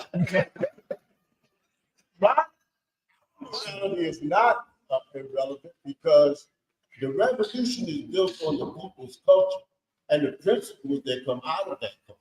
This is where our morality comes from. Wait a minute.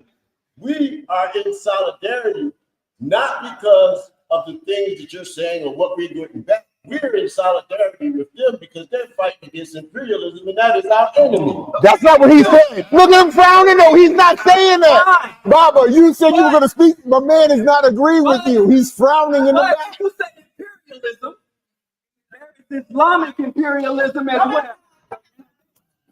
Diallo, what? Wait a minute. Wait. Siéntate. You only against Western imperialism? Stop, man. Christian imperialism? So, wait. Oh my God. All enslaved people have to be Wait a minute. You don't even acknowledge it. Diallo. Okay. Islamic. That's right. All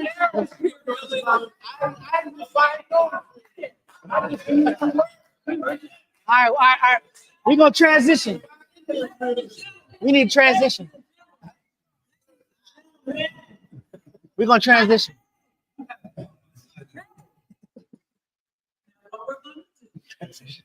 It's past microphone. This brother raised his hand. Who? Like he was supposed to. Who, Lawrence? Lawrence? Oh, yeah, perfect.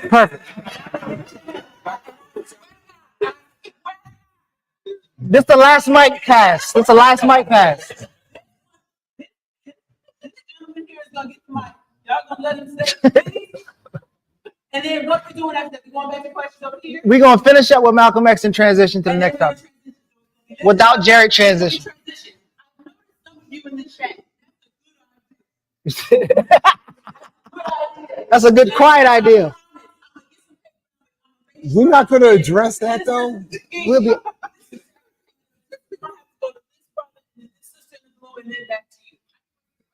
We'll wait for You gotta agree. What's your name? Lawrence is gonna go right. I said Lawrence is gonna go right. All right, Lawrence, let's go. All right. So I think the use of again is specifics.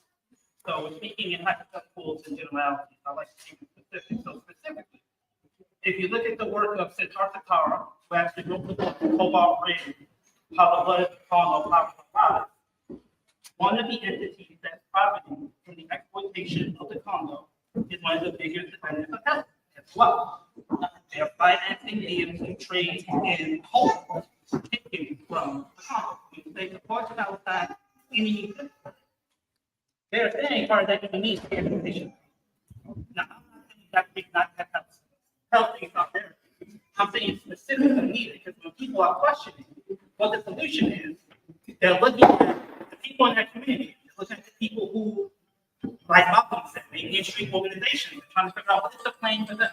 People are coming home from jail. People are coming home from suffering. And we spend so much time speaking in hypotheticals in general.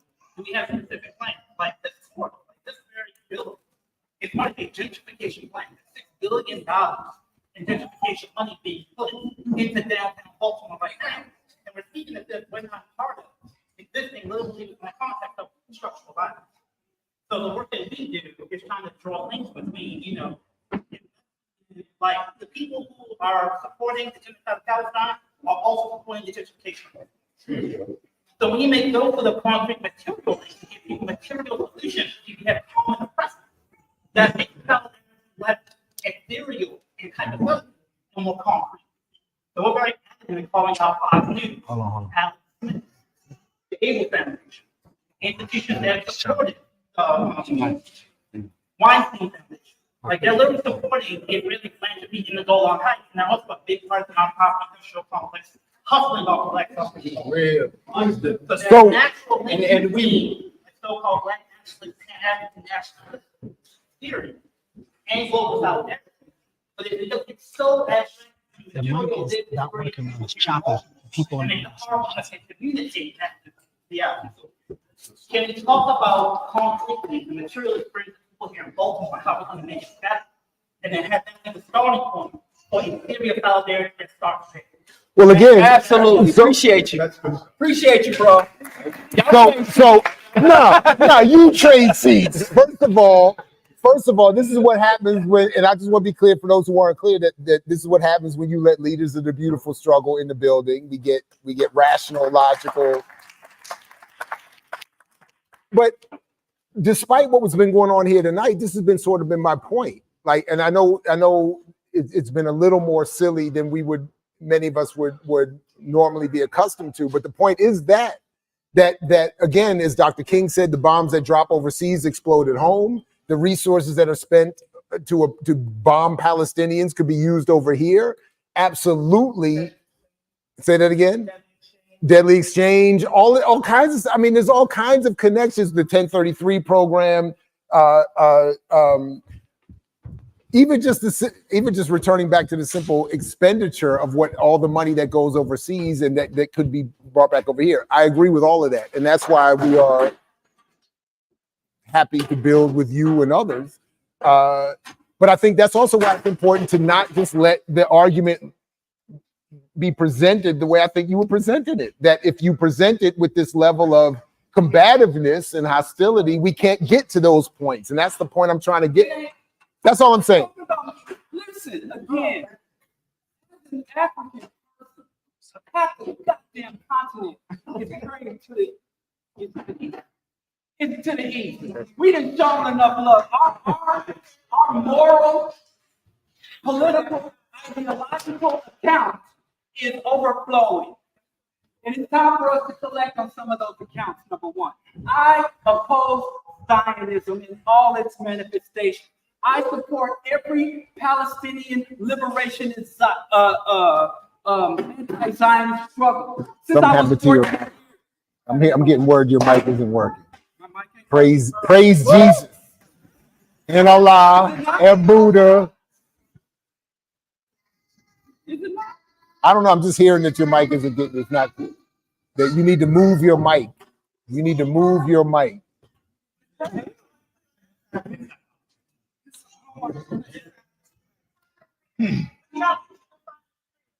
I mean, I agree because you're honestly, I don't know. I'm waiting. I'm just reading the chat. Is Y'all hear this microphone better? And one thing, let me ask a question. Man, we should be As a moving on. result of the genocidal occupation of Palestine, as with all occupation struggles, settler colonial genocidal incursions, there is an enormous Palestinian diaspora throughout the world. come on, man. Come on, man. So wait. So just to be clear, it's a bunch of wealthy Palestinians chilling, and Palestinians are really oppressed because there's some wealthy ones chilling. Come on. Black people aren't oppressed because there's some black people chilling. No, what I said is there's an enormous from Latin America to Detroit.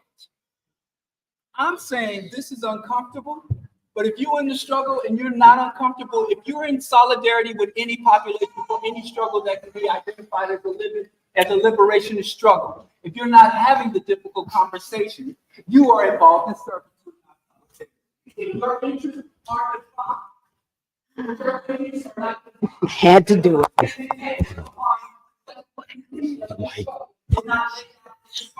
the people are currently in any way not looking at the elements within their community.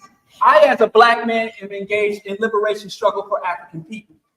And if a sister steps up within that struggle and say, hey, there's some sexism, there's some misogyny, there's some predatory behavior, I'm like, sister, we trying to get free. You bogging us down. Or if you conflate king. You conflate king. You be conflating. If anybody, That's be wild. That'd be some wild shit. Anybody from the Arab Islamic world come and say, hey.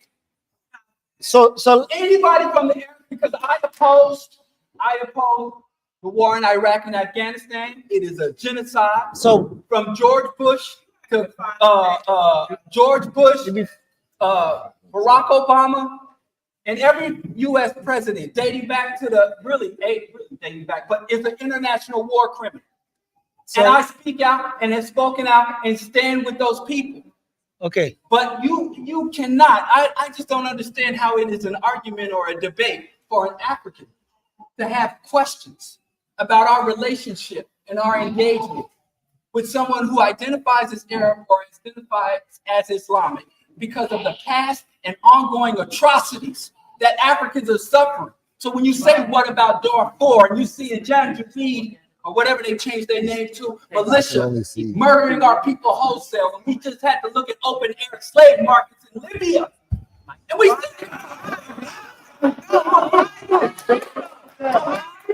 he said, why? Why? Oh my God. You know,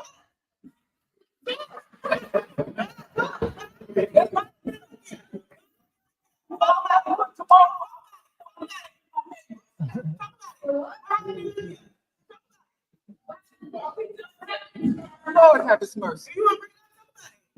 Let me tell you something. The Arab slave trade is much older than NATO. Before any bombs existed, before European imperialism. Chancellor Williams. We don't want to stay too long in this. We can all right. All right, so let's all right, so an elder has given us a whistle, and that means that reset. An opportunity to reset things. See the finger? Now, whatever the next movement is, I'm happy to pass the mic. no, we're gonna pause the mic for a second. Yeah. So we're gonna wrap up here. Ooh. Okay. So right before Malcolm X lost his body to right before he lost his body, he said don't do it. He was yelling, don't do it, don't kill them all. So And then his argument of like his spirit don't die, messages don't die. So what would be your advice for us not to make sure that Malcolm X work is obliterated, die, or the younger generations don't know about it? You can't acknowledge that he did not drop Islam. He didn't. You can acknowledge that. But what can we make sure that we're doing that his work is not dead? And his whole he was very clear. His whole entirety is not dead either. Tell people to read his work. Listen, you don't even have to read the great work we have over here collected. You could just go watch him on YouTube, listen to his interviews. He did enough in media to convey his actual thoughts, even beyond his autobiography. Read the other scholarship that has been looking to valorize the radicalism that he engaged. Look to those who worked with him. I brought Rosemary Mealy's book is in here somewhere as another example of people who work with him, who published work that isn't given as much credit and popularity as it deserves. He was very clear. His relationship to religion, his relationship with Islam was in the most radical and revolutionary and beautiful way you could engage. He did not dismiss his religion. My point is, your public engagement, Diallo, discourages the radical engagement with people's traditions and philosophies that we should encourage. So if people are involved in Christianity, Judaism, Islam, Buddhism, atheism, whatever, there are revolutionary traditions in all of them. And Malcolm is an example of what that means to be a Muslim and a revolutionary. So they don't have to be. Now listen, that's called my boy. You know nothing about that. Muslim or Christian, you're gonna be sitting next to the furnace, right? Because your fundamental doctrine does not lend itself. So the question, that wasn't the question though. I'm just saying. So the question is, how can we make sure that the totality of Malcolm is not murdered as he was and he lost his body? So his totality. The thing about Malcolm is Malcolm X evolved so publicly and rapidly. Almost anybody can extract from Malcolm's life what they want it to be. No. Because there was a time where Malcolm was a reactionary. Malcolm was an isolationist. Malcolm was a salvationist. Malcolm was a Pan-Africanist. Malcolm evolved so rapidly. Even a lot of people in the streets and a lot of rappers even go all the way back to Detroit Red. So Malcolm is such a magnificent and powerful figure. If you don't want to look at Malcolm holistically and in totality, if you just want to cherry pick elements of his life or things that he said, if you are some reactionary, women need to return to the home and be in the kitchen and obey your man and be submissive. Malcolm got that for you. But if you look at Malcolm's life, I don't agree with that. Look at Malcolm. Not if you follow him through his trajectory. You can't. But again, okay. All right. Now, allow me to wrap it up. So the only way to truly respect somebody, because respect means to look at, spectate, to see. If you look at the totality of Malcolm's life, it's one of ongoing, constant evolution. So if you are an inheritor of Malcolm's legacy and you found some panacea or some ideology or some conclusion that just makes you feel so whole and comfortable, and you're not constantly dissecting, critiquing, and restructuring that, you're not living in you're not honoring his legacy. So the best thing you can do as an individual to embody Malcolm's life and to honor his legacy is to make sure you're involved in ongoing evolution. If you are at the same place you was last month, if you walk out of here with this exact identical conclusion, I'm more critical of my thoughts than Jared is of me. Bullshit. I hate myself. But that's Malcolm's ultimate example and legacy. And we claim we admire him. We claim we honor him for it. But very few of us actually are willing to do it. Try to do a transition. No. It's extremely painful. And I'm saying all that to say, Malcolm. Like the transition to StreamYard? You need to transition. I mean, we can try. Right. We can try. But in the bottom line, Malcolm did conclude that secularism, whatever formation we have for justice, must be secular. Leave your religion at home. Keep it in the closet. Theocratic, theological formations, 100% fall into salvationism or cultism. I'm not saying you. But he did. But he would have never said abandon Palestinians because other Arabs had previously been involved in enslavement. So look, so we're gonna get the table. So if your questions for this, we're gonna table that, and we're gonna get to that in the open Q&A dialogue. But I feel like one of our older questions who seated her questions I have no problem with we any have of no problem. We'll let you lead. The man don't lead. I don't know where the mic at. Why did I give it to you? Who? No, I tossed Not me. It's on the floor. Oh, I knew that. Oh wow. I was just making sure. That's probably why we had the echo. Which one of y'all?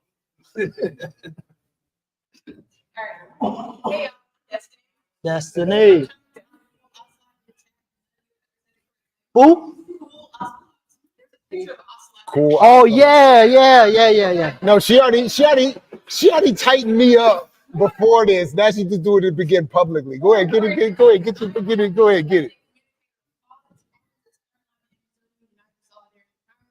We are a grassroots worker-led union coming out of North Carolina. North Carolina. Turn up. I got two questions. I'm going to say it all at the same time. Since it's hard, it'll work.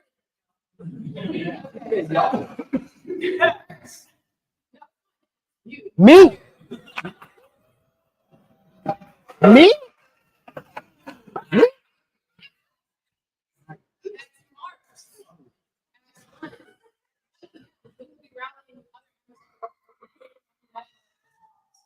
At the NLRB, I'm not sure if y'all are aware of this, but the same companies that are trying to colonize space right now, people such as Jeff Bezos and Elon Musk, are trying to make labor rights in general, taking the NLRB to the Supreme Court.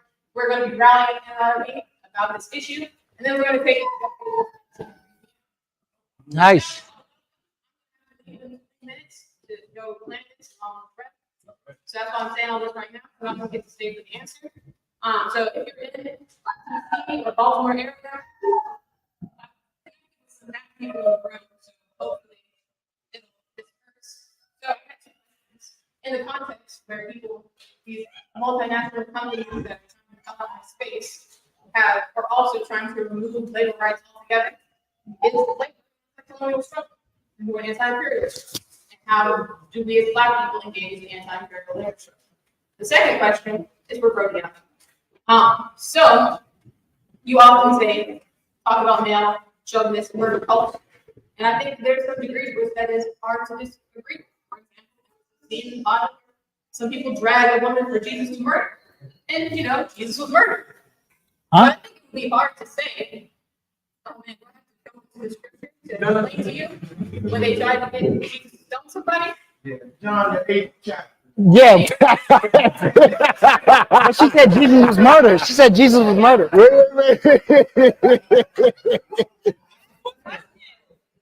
Not the stone. And Jesus is murdered. Is it really fair to say that Jesus is teaching the same thing that he opposed murder? In the end, it would be like saying that Fred Hampton is preaching the same thing as the CIA and the FBI. To say that they're preaching the same thing that killed them, or perhaps they were just their legacy has been held captive by the people who murdered them for a couple thousand years. So, Yeah, Diallo. Wait, because we got asked in the chat. Could you do your best to, as you answer, explain what you think the question was, and if we need to, we'll ask you to clarify. Just because people in the chat aren't necessarily hearing everything as clearly as we would hope. Okay. Please start with the first question. First question about labor. The labor struggle, international. Well, the first question No, is absolutely the labor union. The question was, is there a connection between the labor union and black liberation? No, international. And anti-imperialism. That's why Diallo didn't go first. Yes, absolutely. The labor movement should be inextricably tied and linked to anti-colonial, anti-imperialism movements. There is no abuse of labor without imperialism. There is no imperialism without the abuse of labor. So absolutely, but I agree. and that was the question. It's the chat. And I think we need to. Labor unions have been co-opted and corrupted for decades. I think labor unions need to return to their overall goal of class warfare and securing and capturing the means of production. Many unions, I as a former member of the 1199 union, they see it as their role is securing benefits, job security, and workplace bureaucratic components, which are extremely important, which I value because unions benefit all workers. But I think we need to return back to what the IWW, the anarchists, the communists who founded the labor struggle need to return. It's not to coexist comfortably with the capitalists, but to destroy the capitalists. Not to get a larger share of the capitalist resources, but to destroy the infrastructure of capitalism. So I have nothing but respect for the union movement and the labor struggle. I just think the United States had the most violent and militant labor movement in the history of industrial society, and that has been lost and it should be recaptured. Unions, like everything else in society, needs to be revolutionary and radicalized. As far as what I understand her question to be, is that Jesus and his rhetoric give current Christians a get out of murder cult free card. No, wait. So listen. So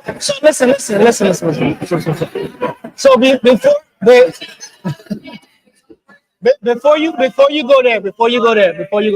I didn't get to finish the answer. Yeah, but I want you to go back to the labor stuff, right?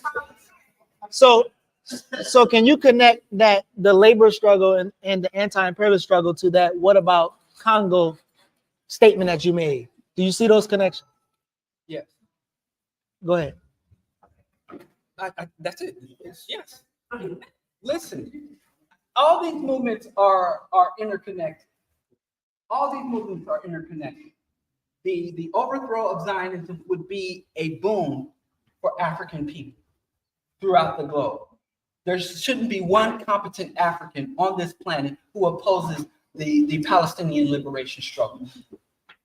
I agree with that.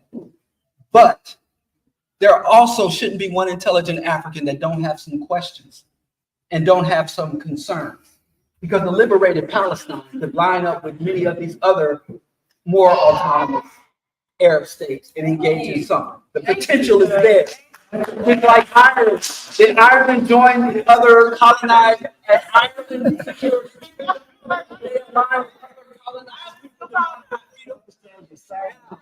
We do have to be clear that what Diallo is just now saying contradicts Malcolm, Yuri Kochiyama, Lorraine Hansberry, and I just want to be clear. Because the argument is not I don't think it's correct. But the question, the idea that we shouldn't support Palestine because they may end up siding with others, so that is. He didn't just, y'all were all agreeing with that. He just said yes. He just said yes. See? He's saying yes, see? Yeah, and then he said because the liberated Palestine could side with. So we still got a question on the table. How would you get a mic? We still got a question on the table. She asked me about Jesus.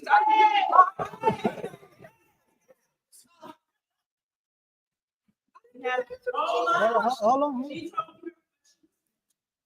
Did I answer your question about Jesus?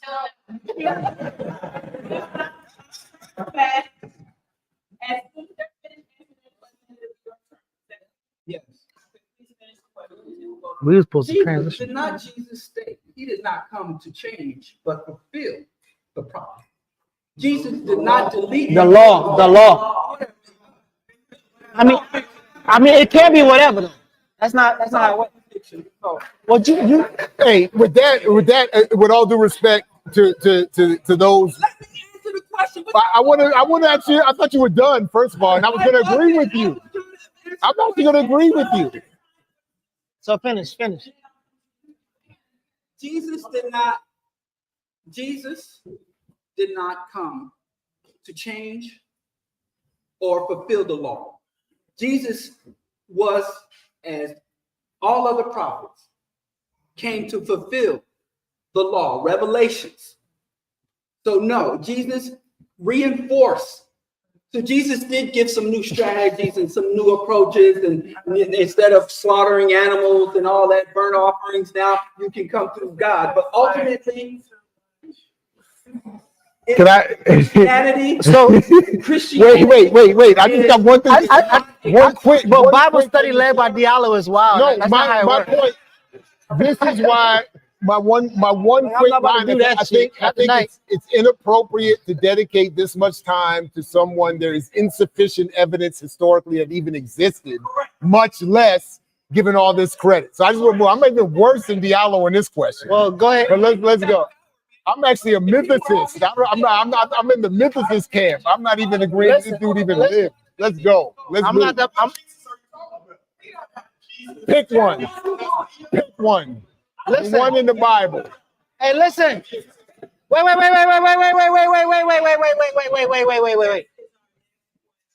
I will not attend a Bible study led by either one of these brothers. I wouldn't offer one. Go ahead. I wouldn't even offer one. Jackie.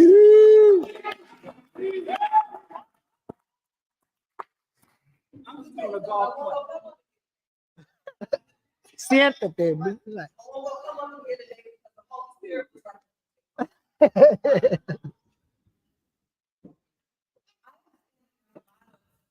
Confusion, misunderstanding, and misunderstanding of Jesus and his ministry a lot. You have a Bible really divided into two sections. It's what the Empire says it wants, and that comes from Paul. Paul was a member of the Empire. Hold on, Jack. Paul was a Roman citizen. He almost got executed. He was like, hold up, I believe in Jesus, but I'm a Roman citizen. You can't do that to me. Right? You have this part of the Bible that's very authoritative, very obey. That's calling God. Jesus' work was seeing the woman caught in adultery by a bunch of men. A bunch of men caught her in adultery.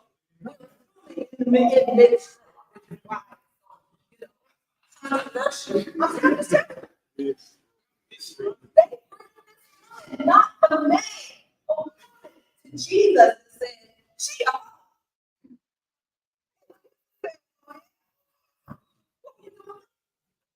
which one of you haven't been a hoe in some kind of way? You cast the first stone.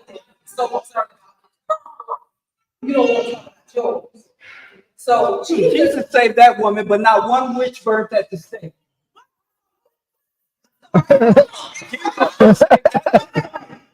Millions of women have been oppressed and mutilated, and Jesus said, Let her finish. You understand the gospel.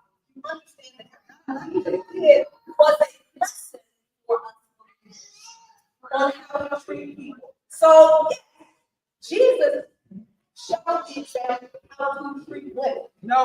Shut up. Let her finish.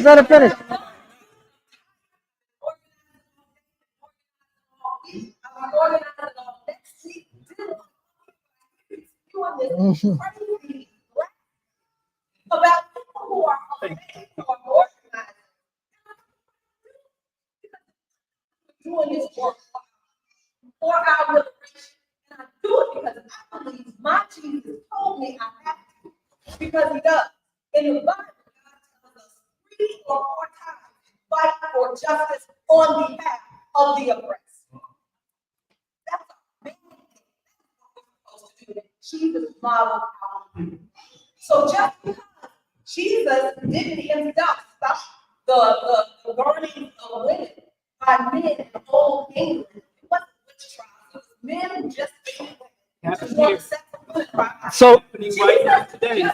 Jesus did not stop that. It does not mean he did not give us an example for how to treat each other. So who's fault when we don't treat each other like Jesus taught us? Here's how. Is it your fault when your kid repeats the word that I wouldn't burn him for eternity. I wouldn't torture him for eternity. But you said the book ain't real, so so why would you say you did it?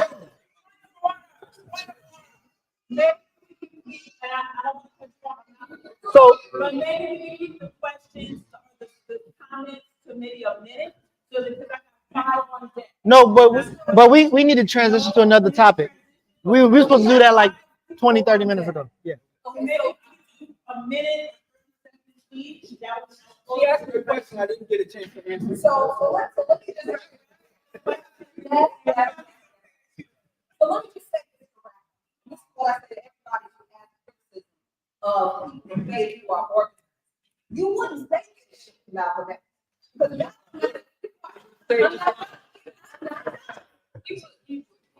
I'm not. Because now assassination was doing what? Building 2 organizations. One of them secular. No, they were not. One of them. They were not. The one that matters. After which. I'm sorry. We gotta wrap it up. So you can answer, and we got 5 people who have patiently waiting. They want to talk. I'd love to go to a room full of non-Africans.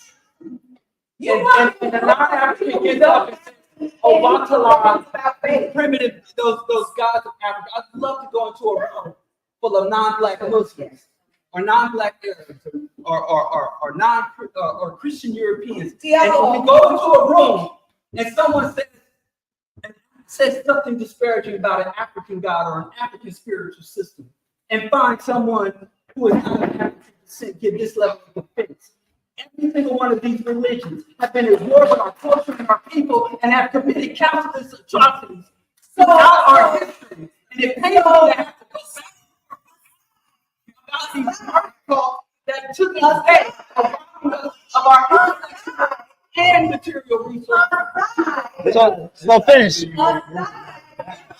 Jackie, can we please? Oh, damn, Jackie. All right, hold on. All right. Wait. So hold on. One second. And that's important. Wait. No. So one second. Hey, can we get 1 second? Can we get 1 second? 1 second. 1 second. 1 second. 1 second. 1 second. 1 second. 1 second. It's okay. It's okay. But I don't like this man being allowed to just run over people. 1 second. 1 second. No, 1 second. Diallo. Hey, 1 second. 1 Let's let this de-escalate. 1 second. 1 second. This not.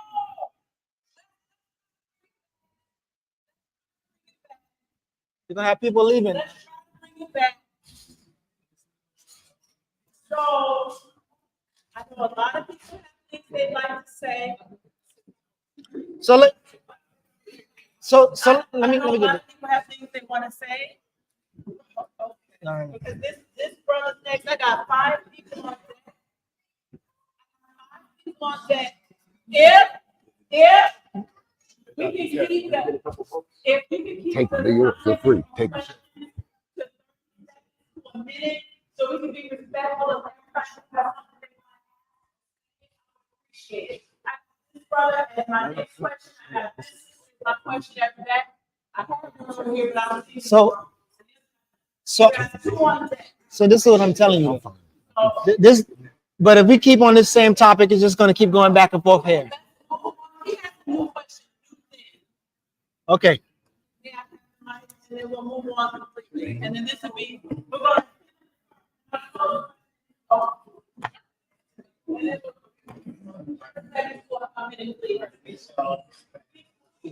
One second.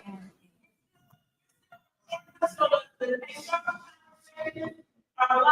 live stream and a whole bunch of people on there here too. So we can shut down the conversations momentarily until the end. There's time for us. We can hear our questions. We can hear our thoughts.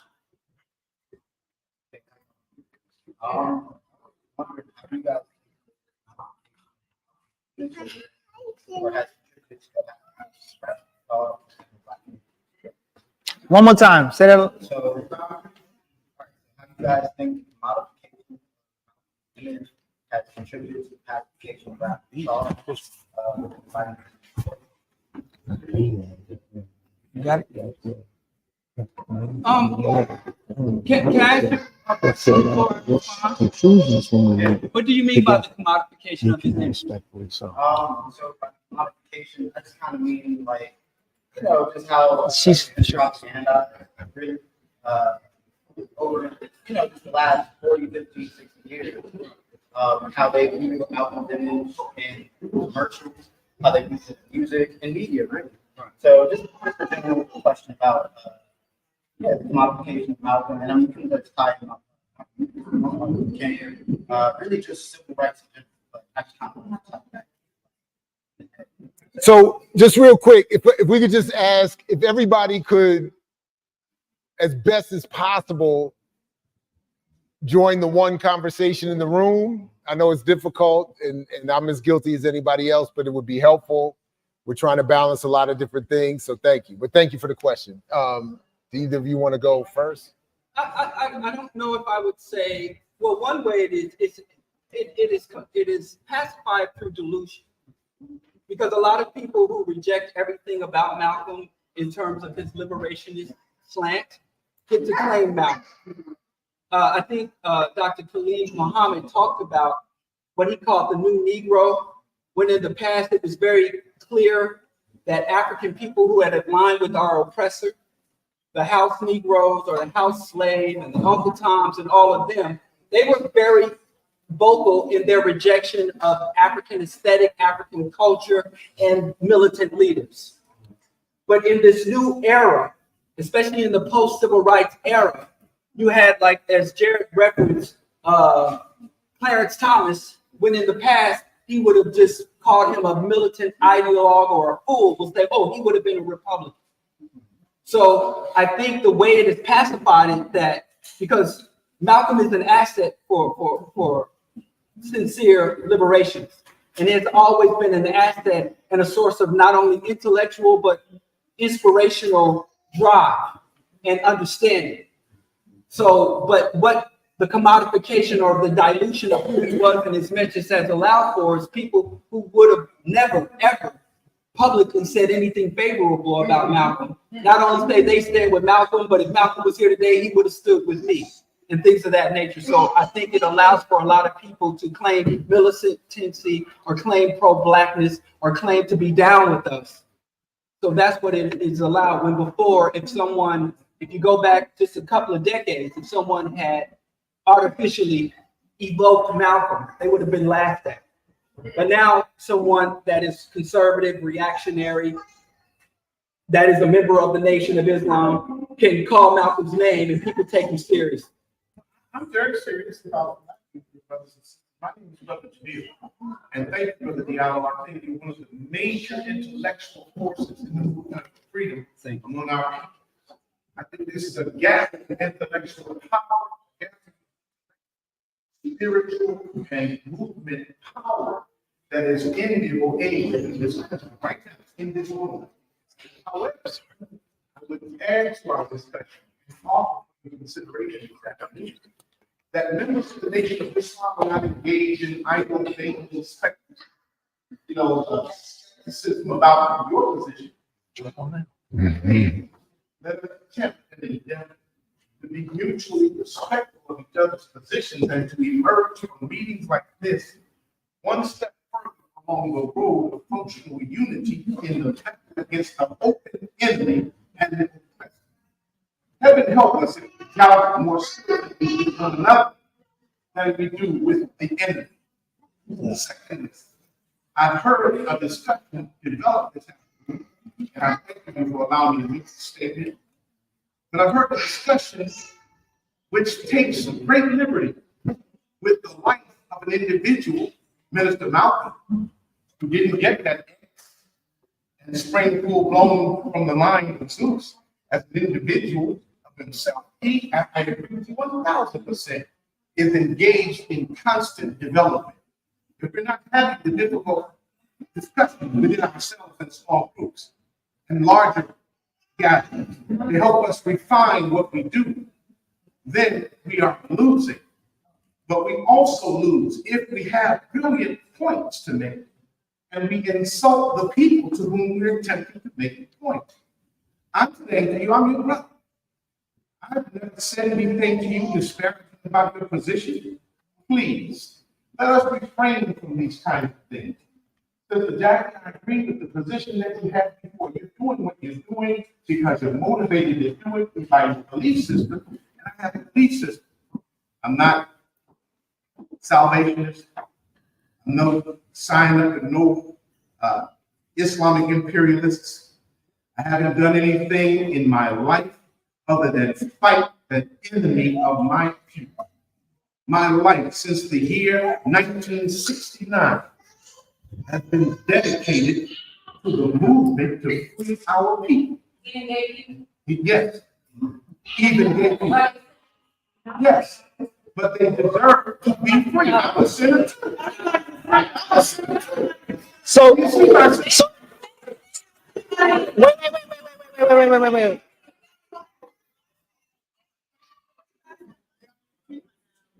Now, what I'm saying, Just finish, please. I'm gonna finish.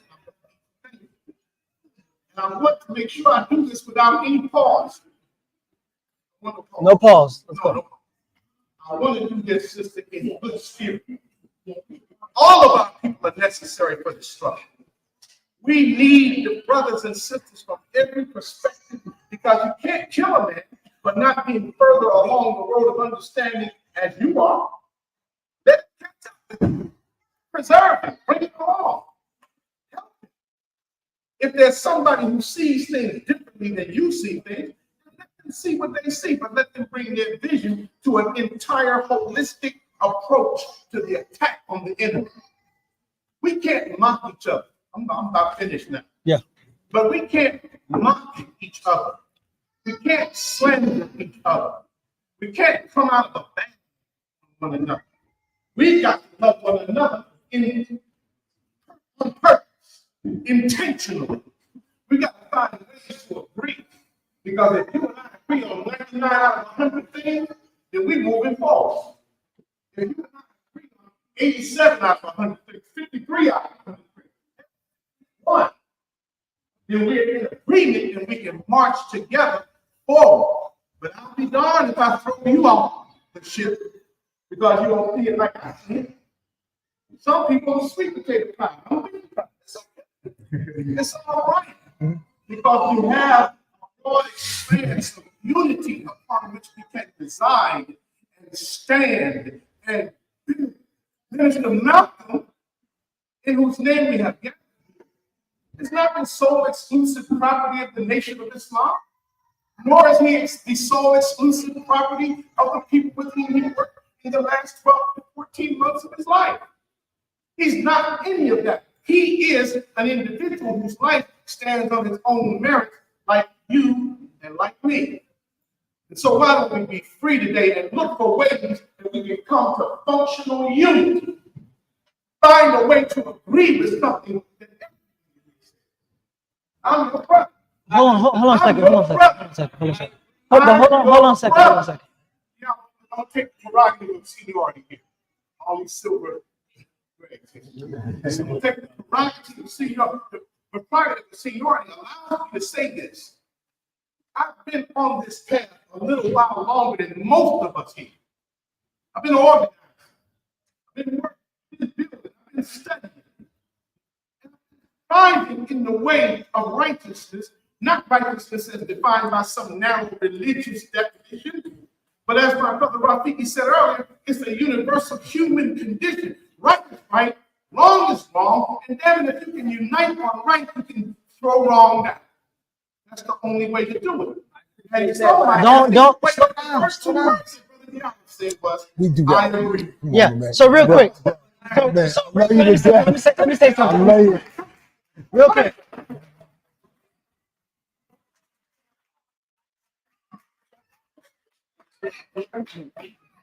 So real quick.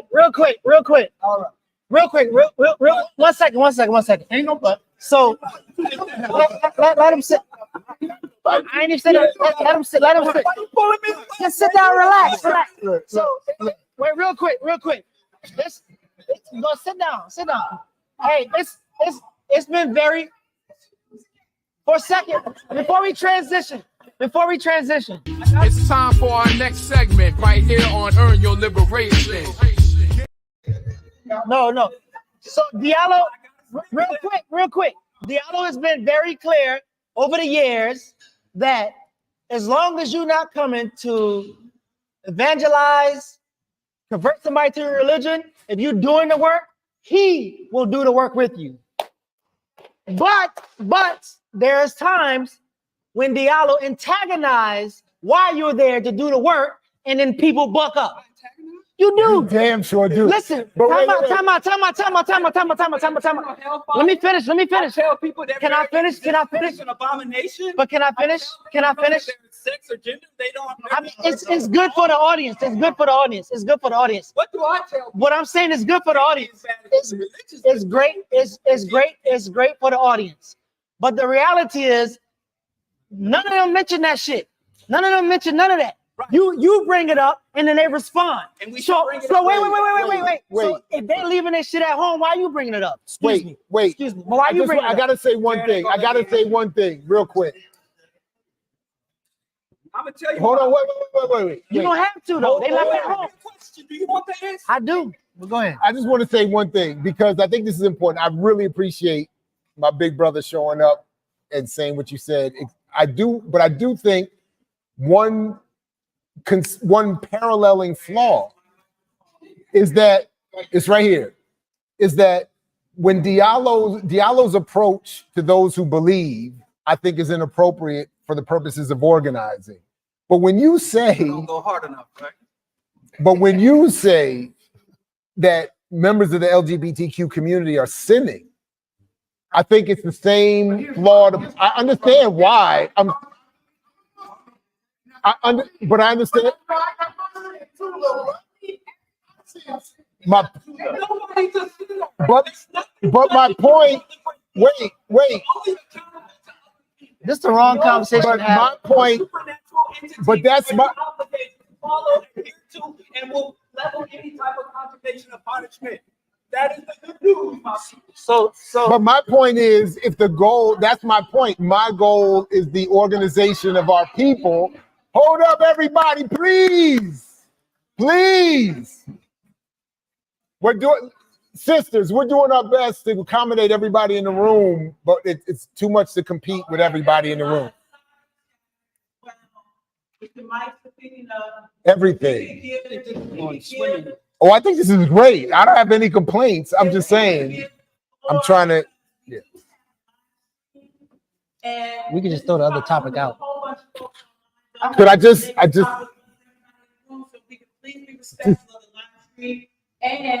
Others in the room. And others in the room who are talking and can't hear because there's a whole bunch of sidebars. Additionally, this is the pattern. So, please, all I want to say is I just see a paralleling flaw. Please go ahead. That's it. No. Please. Bro, you've been speaking for a while now. It's okay. Everybody know your position. You good.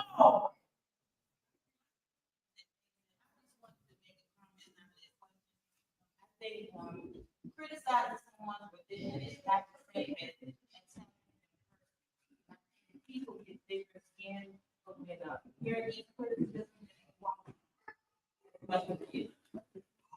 If I had an all-knowing, all-powerful, omnipresent entity with my back, I couldn't get offended at anything but anybody thinks.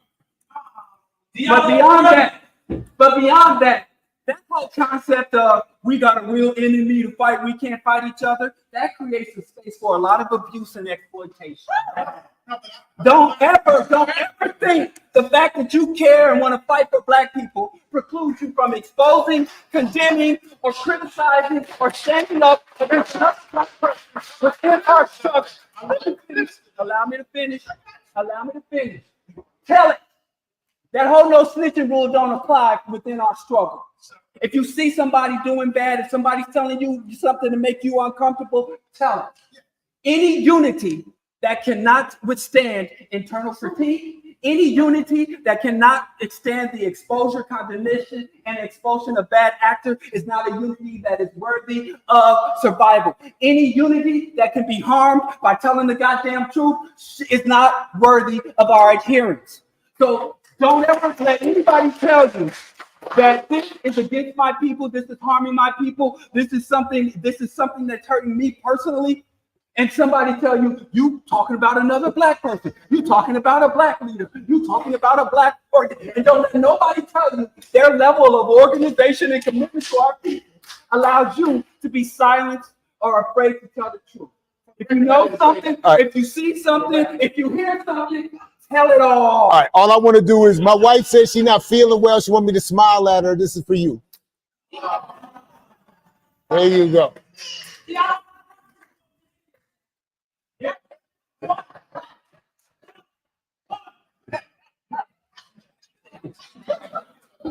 Hey, but when I talk about how I surprised my wife by proposing on the base of the Great Pyramid in Giza, I win. It's a permanent win. So I just want to put that out there. No more unity for unity's sake. No, exactly right. And I gotta say this too. Hold on. I live on the south side of Chicago. Diallo even ignored his wife. I said things. And people are from all over the world always watch what you say about the nation. And the nation is present, active, and powerful in the south side of Chicago. I live less than a mile from Elijah Muhammad's mansion. And the brothers, even though we have staunch disagreements, I've been in the same building giving a lecture on veganism when Farrakhan was on the next floor. And so it has been love, it has been peaceful, and it has remained in the intellectual arena and the ideological arena, our conflict and disagreement.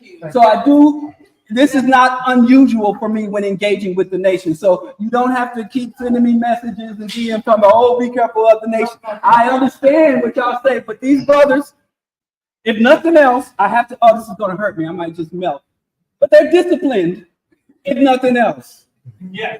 So beyond all that, now I've tried my best to say something good. Now, one good thing, the rest of the night is gonna be hateful. Uh-oh. So I'm trying to keep it. I'm trying to keep it brief. So when I first started watching the Diallo show, and then Earn Your Liberation, initially I was like, I don't think that Diallo is approaching this the right way. It should be more about unity and less about and just because somebody has like a belief system doesn't mean that he should like come for their belief. But over time, I started really thinking about the fact that like people's beliefs are rooted in something, right? So if your belief is rooted in the fact that I'm a sinner, or because like I'm gay, I'm trans, I'm whatever, having sex out of wedlock. I like to eat the swine. Right, or I eat pork. But which I'll judge you for that, but right, I don't think you're going to heaven. But if then what, right? So we all unify and we fight common enemy, but then what? I'm still going to hell. You still think I'm going to hell? You still think that I'm a sinner? You still think that I'm, whatever? Like we got to think about like after the revolution was won, after the battle was won, you still have a belief system that's rooted in the fact that you think because your God is the one true God, which is ridiculous. There's like 5,000 gods, but your God is the one true. It's ridiculous, right? And so, Based off. I'm not working with somebody like that. I'm not going to unify just so that you can now look at me and be like, oh yeah, but you're going to hell.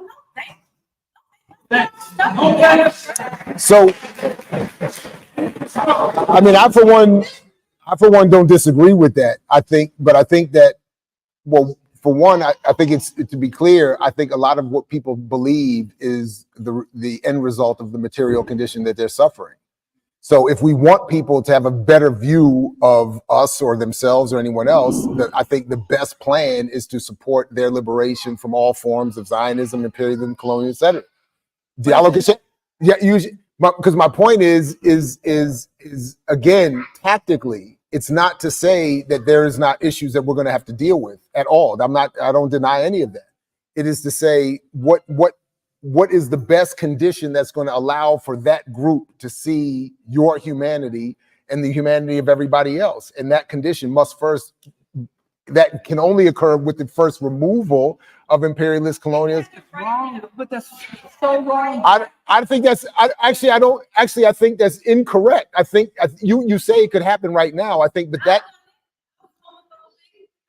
Me too.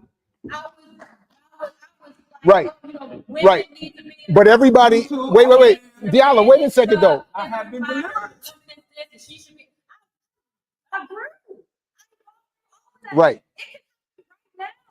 But again, to me, I appreciate what you're saying, but to be clear, when I hear what you're saying, what I hear is another version of, I made it in this system, therefore others can too. And what I'm saying is, if we want other people to be more realistically able to reach your conclusions, we have to fight for a better world. The idea that other people are gonna reach your conclusion in the way that you did it is unrealistic. Because all the people in this, we could argue all the people in this room represent versions of what you're saying. We've all gone through something that was an interruptive process that brought us to this space that was not intended for us. We have to realize that the reason this isn't more packed, the reason there aren't more people willing to be here is because there are a variety of structures or a structure in place designed not to let that be, not let that even be considered as an option. So all I'm saying is, I don't disagree with you. I'm to the extent I understand what you're saying, largely on the same page. I think where I end up disagreeing with Diallo is his approach, I think, does not give sufficient understanding or appreciation for the structures that produce the conclusions that we all reach. And that's what I think we need to be willing to address. Something where you're mistaken, though? I'm sure you would love to. Where you're wrong. I'm sure you would love to try. Y'all didn't want to go to other topic at all. Everybody liberation don't want liberation. Some people want to elevate to the position of power. That's not the same as liberation. Some people want to leave unjust hierarchies in place. They just want to move to the top of them. And let me tell you, having been born and raised under a capitalist, white, hegemonic, imperialist state, the worst form of government is theocracy. The worst form of governance is theocracy.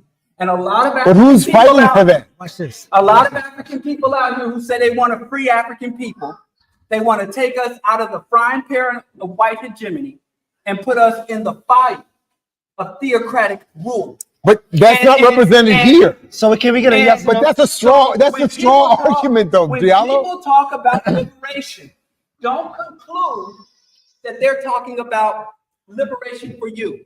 So liberation, saying I'm down for black people, I sacrifice, I organize, I work for black people. You got some clarifying questions to ask. Just like this sister asked, and this brother answered honestly and clearly. I disagree with him, but I respect that because often you get a lot of waffling. And I'm telling you, no African on this planet will be free because Christian theocratic, Islamic theocratic rule is ready to fill any vacuum of capitalist, imperialist, white nationalist vacuum. But Diallo, Me, but that acts like we don't know that there were secular movements in these communities. That there were chased off colonizers only to have other black people fill in those seats. So, but you're acting like the Palestinian liberation or any other liberation. Wait, let me finish. That you're acting when you know how long we talk about religion? When you leave the context out, people do not hear that what you're not clarifying that that the movements we are supporting, most of us in this room, are not advocating secular replacements. And the people, for instance, the people that were being you can keep shaking your head. I'm promising not you, for you though. I'm promising you there are people who are There are promising you, there are people who are here, Diallo, tonight, who will think that he is advocating we should not support Palestinians because they are theocratic, la, da, da, da, da. I know you're saying that they would be wrong, but a lot of your argument is pointing in that line. And my point is that we are denying how imperialism has propped up the more secular versions of people's struggles to negate the materialist, liberationist struggles that they have on their own evolved and that we should support. Please. We might as well. Yeah, let's do it. I don't know why y'all didn't clap for that. That was bars. Wait. Hey, if I got... Wait. I got you. Now listen, that's called my boy. You know nothing about that. Everybody give Jared a clap. Yeah, give me my clap. I want my Clap for him. Go ahead. Yeah, so my question. He did say Jared, and then he said Geechee, and then he left it off. Let's just be clear. So y'all. Yeah, so my question has nothing to do with anything with anybody. So I said, my question is, how much do you think the Cold War context plays a role in concessions and gains that Black people receive? A lot. So the question was, if folks weren't clear, correct me if I'm wrong, what is the Cold War context and its impact on what Black people did or did not get? I mean, like in regards of, I mean, now you have to read this. My bad. If I didn't get that right, go ahead. Yeah. So what I'm saying is, you know, any kind of position that we might have got from civil rights, or basically, like, when we think of Jesse Jackson, when we think of these individuals or these bourgeois or middle class Black people, like, how much do you think the Cold War, meaning that, war against East and West, how much do you think that played a role in how, even media, music, Everything. The Cold War plays an enormous role in all of this, and that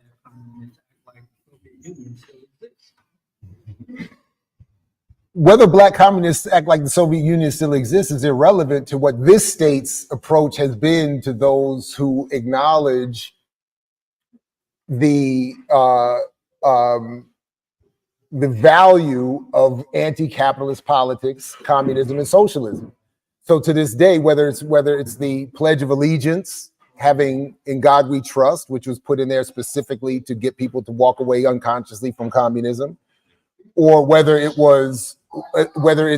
versions of today. I mean, Dr. CBS's book touches on some of this. There's Black Scare, Red Scare. There's been every time Black people have. So this is my argument to my beloved African-centered folks who want to often walk us away from or outright condemn materialist approaches. Whenever African people around the world have picked up a materialist argument, have picked up Marx, Lenin, Mao, and others, and involved themselves in those forms of struggles, it has caused the West tremendous trauma. They're traumatized by it. They explicitly write about it. Again, the field of mass communications research was largely evolved to suppress tendencies towards unions, socialism, communism, Radio free. all of that. So I'm rambling at this point, but the Cold War has always and continues to play a tremendous role. And just real quick, lastly, I know others have said this. This country's fundamental religion is not Christianity; it's anti-communism.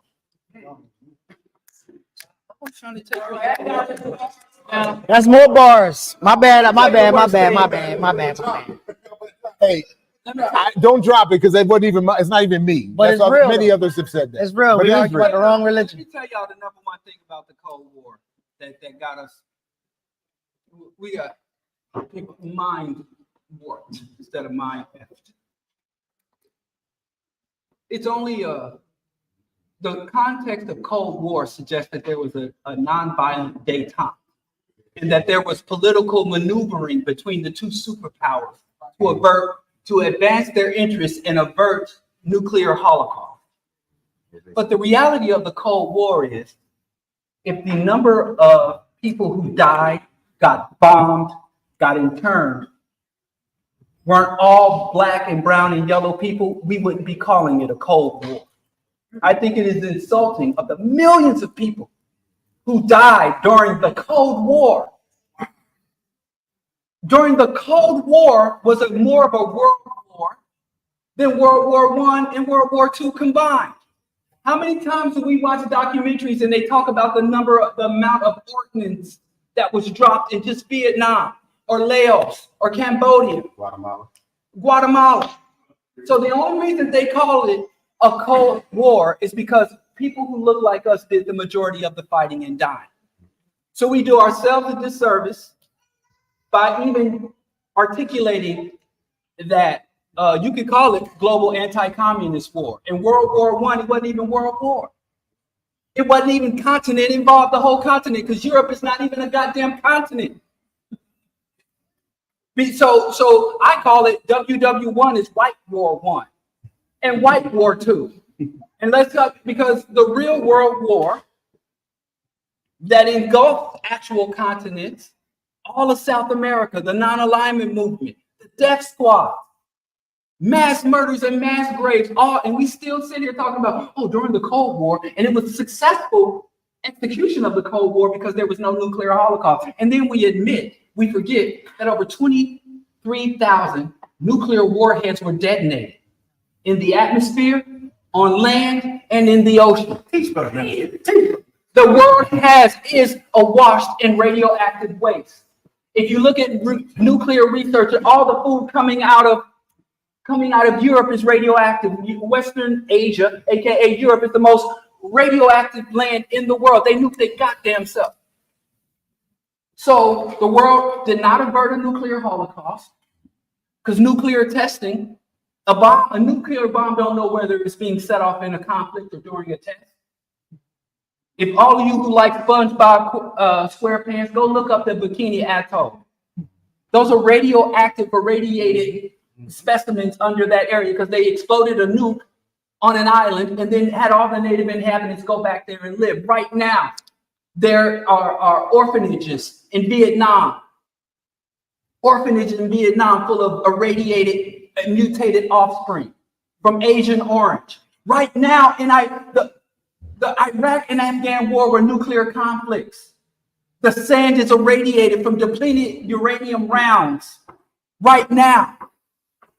So all that to say is,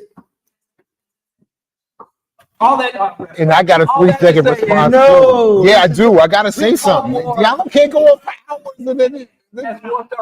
and then he want to come back in.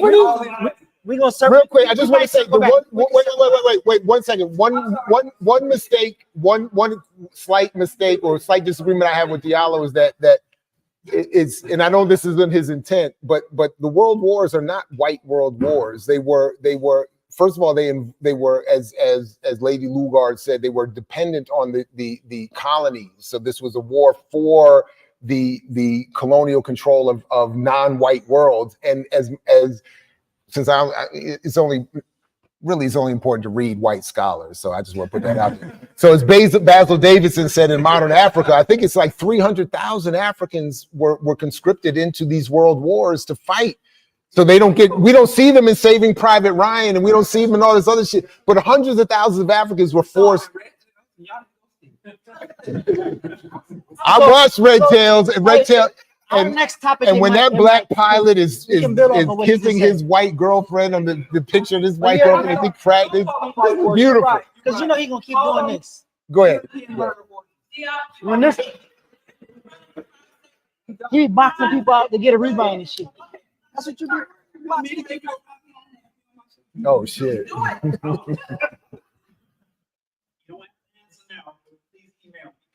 need each of you to define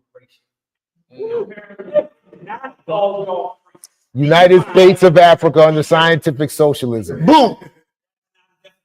Wait. You can't. You just don't like it.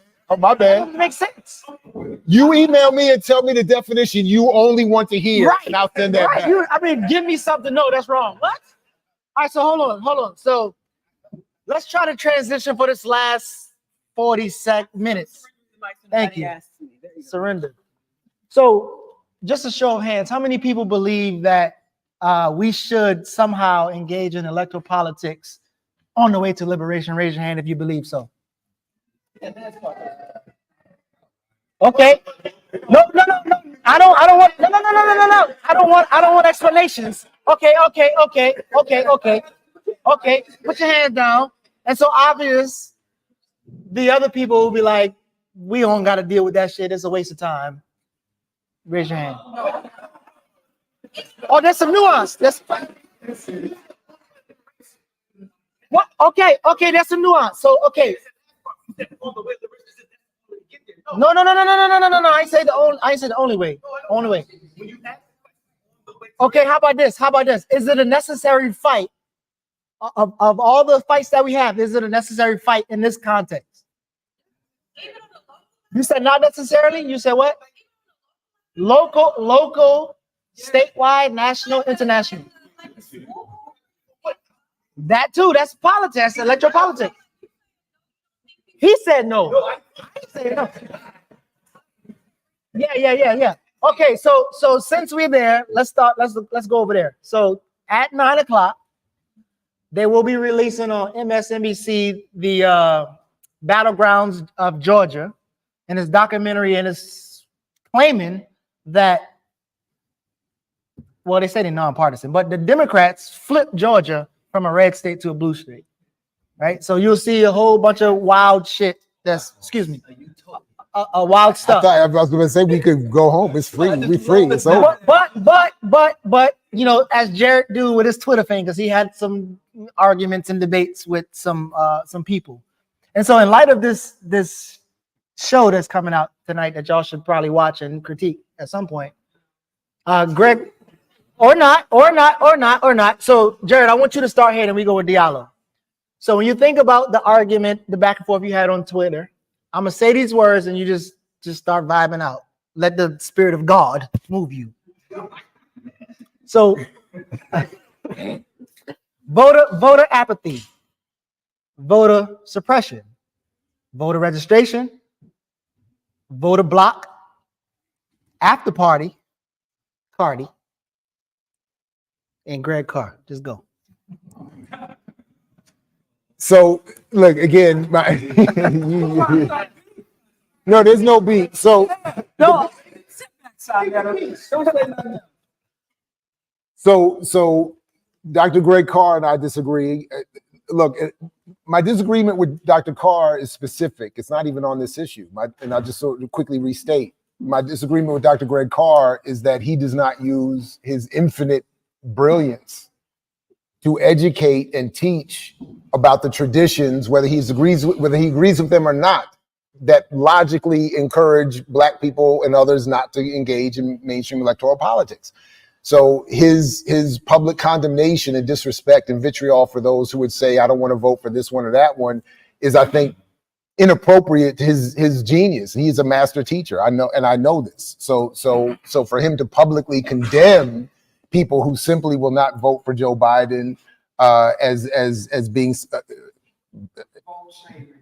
vote shaming and basically akin to treachery, I think is inappropriate. So go ahead. Well, that said, what I'm saying, so that's one thing. My point is, in terms of the vote, as I keep saying, I am in summary a Malcolm X voter. I think we should be approaching electoral politics, if at all, on the basis of an organized nation, promoting our own politics, our own candidates, our own, as Glenn Ford, the late great Glenn Ford said, our own bright line issues. That's what we should be doing if we engage electoral politics at all. And I think that if to the extent we don't do that, we devalue that process to the extent it could be of value at all, and we leave ourselves victims and at the whim of the Democratic Party wing of the ruling elite. So so Cardi B, when she says I'm not voting for Biden or Trump, and she then, as I saw at least, she lays out logic in saying that voting for Biden means what? Look at what we got. We don't get anything for it. She's saying we get ripped off. She's saying what Black people and others have known for a long time. But instead of engaging this and finding the logic in it and teaching it, others like Greg Carr, will take the vote shaming lane, and they will take, and I don't know if the Carr is involved with this, but I will say that there are billions of dollars being spread through Act Blue and other organizations spreading specifically designed to tell Black people and others to vote for the Democratic nominee, no matter who that person is. So we need another way of engaging. So the after party, my point about the after party is we need another party. We need another approach. We need another way to engage these processes if we're going to do it at all. So that's simply put my argument. So before Diallo go, this documentary, again, it claims to be nonpartisan, but Stacey Abrams is behind it. Some other people. The new Georgia Project is what's doing this thing, right? And he says engage. He's going to tell you engage. And some of y'all had whatever y'all was doing over there. But Latash Brown says that it's important for us to think outside the box, and we have to search for ways to improve the status quo. I know that's a wild ass statement. Diallo probably is not saying that you should vote blue no matter who, or the Democrats are the best option. What are you saying in terms of how we should engage electoral politics and why? First of all, Black people voting pisses off racists. And for no other reason. You can get some a heart attack showing up to the poll. Anything that pisses off Fox News, conservative, right-wing, evangelical white folks. If I had hair, I'd walk outside in a bonnet every day. I have a college degree, but when I'm around, conservative white folks, I take all the slang and I drop my keys. Anything. Y'all ever read Langston Hughes and Just Be Simple? And he said he was walking down the street and some old racist white lady walked out of her house and said, "You get on up the street, you nigger. I don't like seeing Black people." And Just Be Simple said, "I wish I was Black." Nigga hate to disintegrate her from the inside out. Than I already am. Anyway, that's reason number one. Reason number two, for you non-voters especially, have you ever looked at a ballot? Have you ever gone to Ballotopia or whatever you live.gov and looked at a ballot? Most ballots, the majority of the selections out there are not politicians, not Democrat or Republican. You're voting on water reclamation districts, on taxation policies, right? There are most ballots, and in most election cycles, you only vote for the president once in every 4 years. Most of the people you vote for, you can touch. And many of those elections are not even saying, should this person take office? You get to vote judges out of office on whether they get to retain. And policies impact. A lot of things we see as environmental issues are just policy priorities refocused that we often had an opportunity to vote on. I'm just saying, and I hate saying this, but it's so true. Bobby E. Rice said, Black people been in this country the longest and we understand it the least. Nobody's voting in U.S. politics based on their patriotic love. Voting in U.S. politics does not legitimize the government or any party. For the majority of this country's existence, we weren't even, not only were we not allowed to vote, we weren't even deemed as human beings, weren't even counted as full people in the Senate, but the country went on. So your abstaining from voting does not withdraw permission or legitimacy from the state. I always have, and if you watch the Bro Diallo show, when we engage U.S. political structure, we have to be cold, distant, and calculating. We go into the ballot to extract resources, to reduce harm, or create disruption. It is very clear, and it don't take much time. And it does not, you don't have to turn in your revolutionary card to get a voter registration card. And you get to sit on jury. But there's so much wrong. You're going long. You saying so much wrong here. Wait a minute. First of all, wait a minute. First of all, it's wrong to say. First of all, it's you're up. Elected official. You're damn right. I'm Hickory Ridge Village Board. Hickory Ridge Village Board. I'm in these tree-lined streets representing the people. God damn it. Hold on a second. it's a mistake. First of all, I think it's just give me real quick. All I really wanted to say was that when you say we're upsetting white people by voting, you're upsetting the wrong white people. Upsetting poor, mostly poor, unpowered base. I'm not saying not fuck, but I'm saying upsetting the baseline racist is not the elite ruling class. Diallo, the elite ruling class that benefit most from our voting for the lesser of evil have no problem with us voting blindly in the way that left unfettered you are advocating. So the way you just put it is just, the way he's putting it, get your voter card, you have to put your revolution. But if you're not voting in a specific way, in a specific, I didn't hear that part. But okay, then let me just be clear and just clarify without your interruption. Can I just be clear in making my point? Thank you very much. That what I'm saying is that I think we should be not satisfied with upsetting the baseline racists who are mad at you already. Go ahead, sis.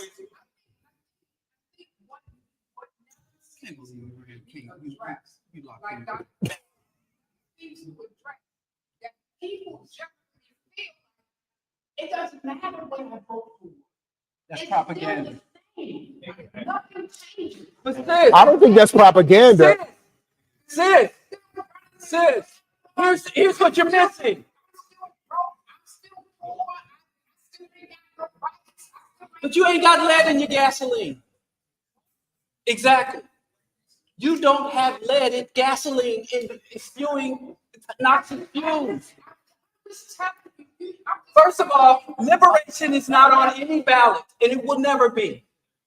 Liberation is not on the ballot. You don't go to fight for freedom.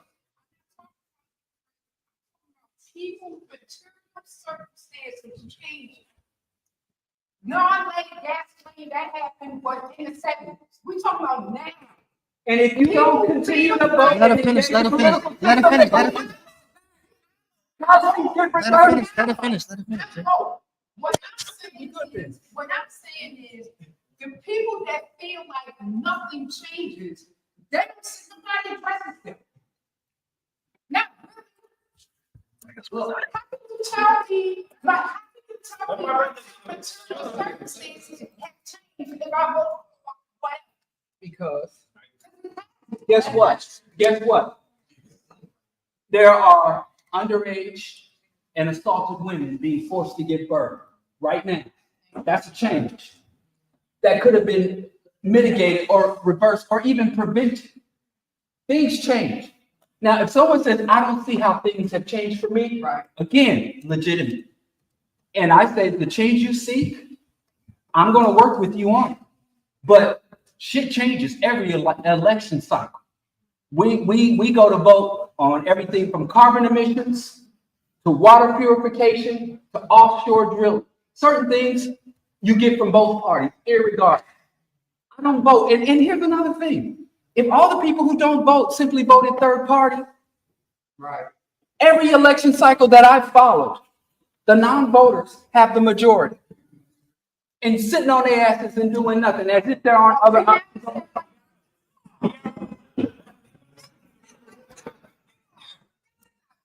So, in the context of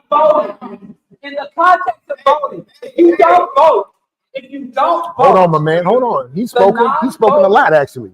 Outnumber the voters. I'm not saying you can vote for liberation. I'm not expecting liberation from this. But when you go to vote for any particular bureaucrat, get your emotions out of it. Define your interests and your goals, and then find a platform, politician, party, or organizing group. And voting is nothing more than a tool that you can engage. And every election cycle, you have an opportunity to make some impact. But the day before and the day after, you in the streets organizing, of course. But liberation ain't on the ballot. It's nothing anybody's ever been able to vote for. So the things you have to secure, organizing on the streets, work for that. And the things you can impact and influence in the ballot box, go do it. Why not? So there's a phrase called non-reformist reforms. How you feel about that? So the idea is I don't know. Do anybody know who, where, how their water is cleaned and brought to their house? Yeah? The water that's coming to your house, you know who's cleaning it, how and why and where? Yeah, but maybe. So we can all agree public policies impact every aspect of your life, right? So to not engage it would be kind of wild, right? But I think we actually kind of went over, right? So I think we're gonna like kind of fizzle out with this topic, and then maybe take a few questions because we got to transition over to another spot. Right. So all right. So let's do like he has not spoken at all. Right. Let's do 2 more questions in this comment, and then we're gonna wrap it up. Is dead, so. Yeah. Are all our mics dead? The mic was then? right. That's your mic right there? No, my mic was fed through here. So All right. where's the question? Right there. Well, if Diallo's mic is dead, we can definitely get started now. So I think we should have the show start for real right now. We can get through there. Look at you, man. Look at his face. Look at his. No, I'm just messing with you. All right. So let's do that. Let's start with I know. I'm just playing. I know. I'm with you. Can you send me the? Who was the one who said we started here. We started here, and then we coming over here. It's in the WhatsApp already. Yeah. In Erica's? Oh, she doesn't have access to the. Oh, I'll send it to you. I'll send it to you right now. I'll send it to you right now. Hey, I'm with Keontae. Legendary. This has been a legendary live. I agree with that. Shout out to that. Shout out. And sorry we lost the camera to the crowd. Want me to text you again? Diallo's phone died. That's on him. But we do. That's a sign from above. I'm gonna have to. The Lord has spoken. You consider some things. Go ahead, brother. Let's go ahead. Netfa in the building, everybody. Netfa Freeman. So the comment is not really directed at anybody or meant to rebut anything anybody's saying. But it is about the electoral process, electoral politics. And I think often you hear the word organized, and it's reduced to a slogan. You don't really talk about what it means to say to be organized or to get organized. And also the term that Malcolm popularized by any means necessary. So when we talk about, at least for me, when I think about electoral politics, I think about anything that's something that was suggested. It's not just about voting for representatives that people put in front of it. It's also balance and all that. We rarely think about organizing. We don't, of course, ain't on the ballot, but we can put shit on the ballot. Right. We don't just have to be voting for what somebody else puts on the ballot. We need to be organizing our people, and then voting or electoral processes need to be only one strategy and arena for our liberation. I'm in an organization that has community action, and we're trying to build a movement that we're eventually going to put community control over police on the ballot. We can all argue about what that means and all that. We know what we mean, we say. And when they go on the ballot, it's what we put on the ballot. And we're mobilizing our people, not just to vote for this thing and see the passage and all that. We got to plan for after that shit.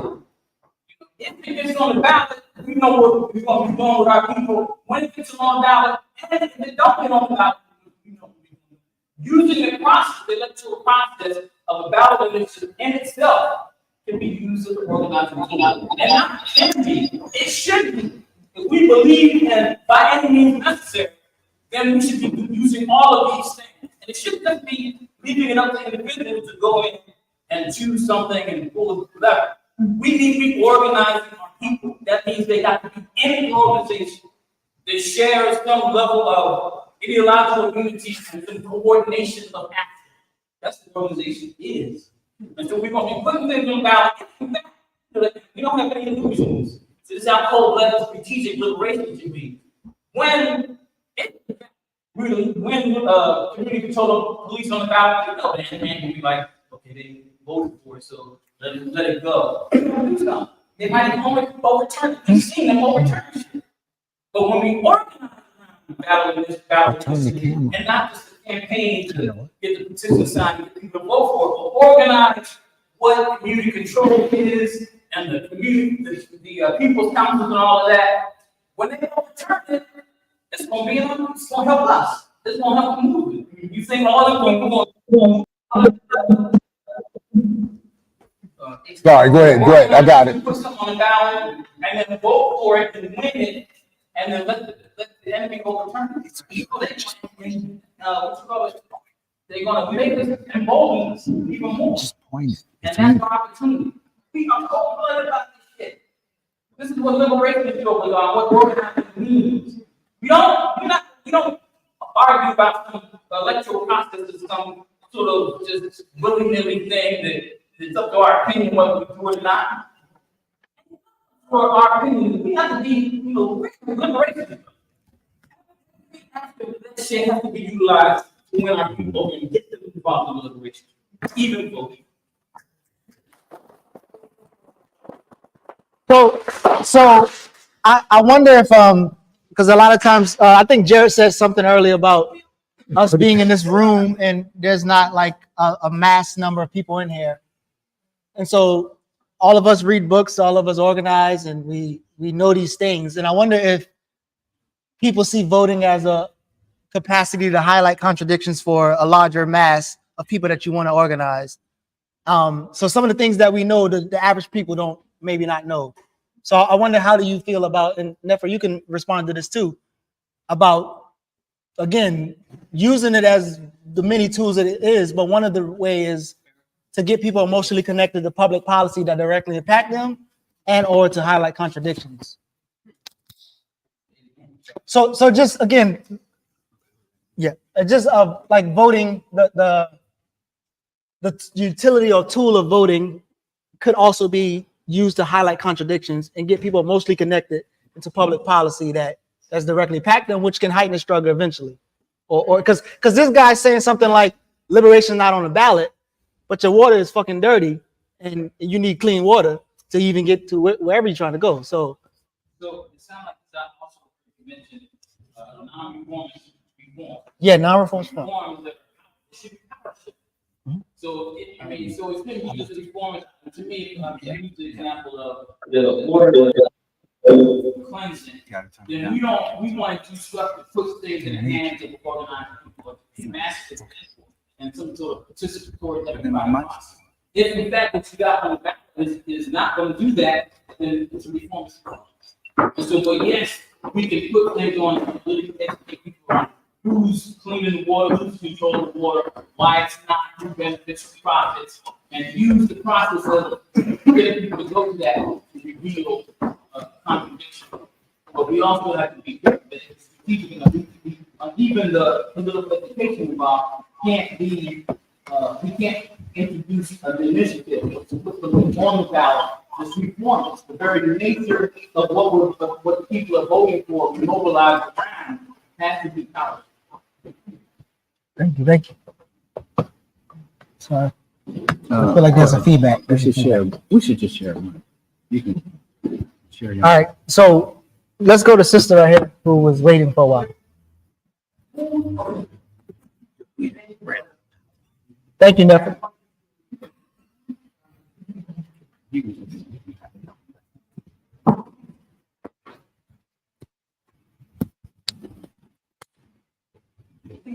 My name is Candy. You remember? Yep.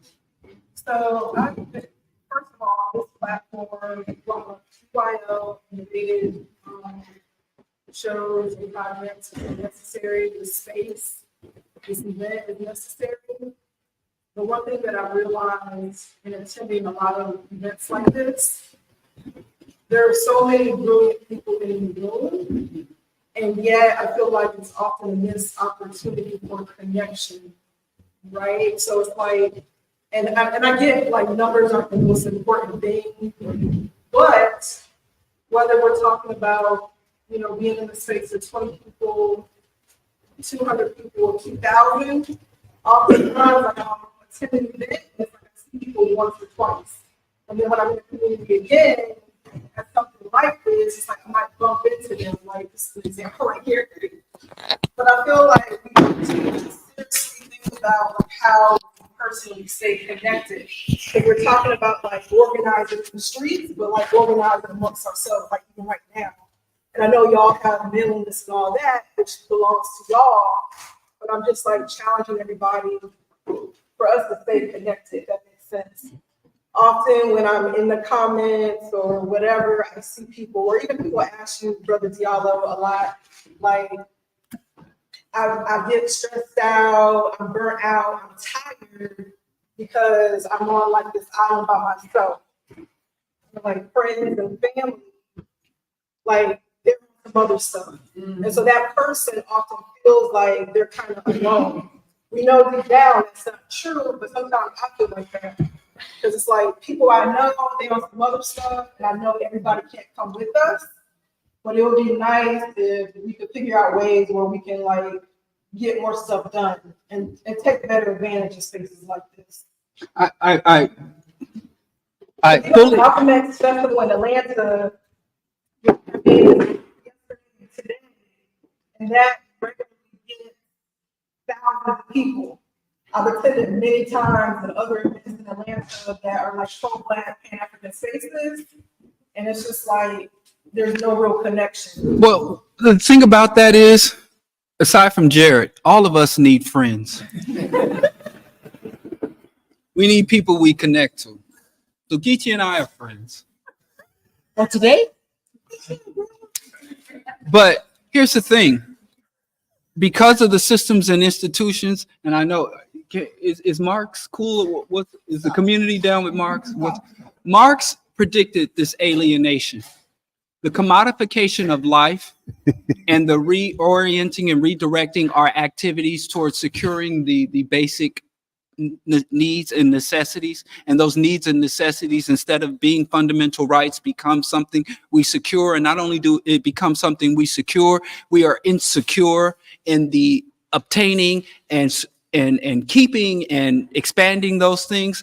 So there becomes a lot of just natural tension in such a community. I mean, they've done this with mice, chimpanzees, and all, even insects.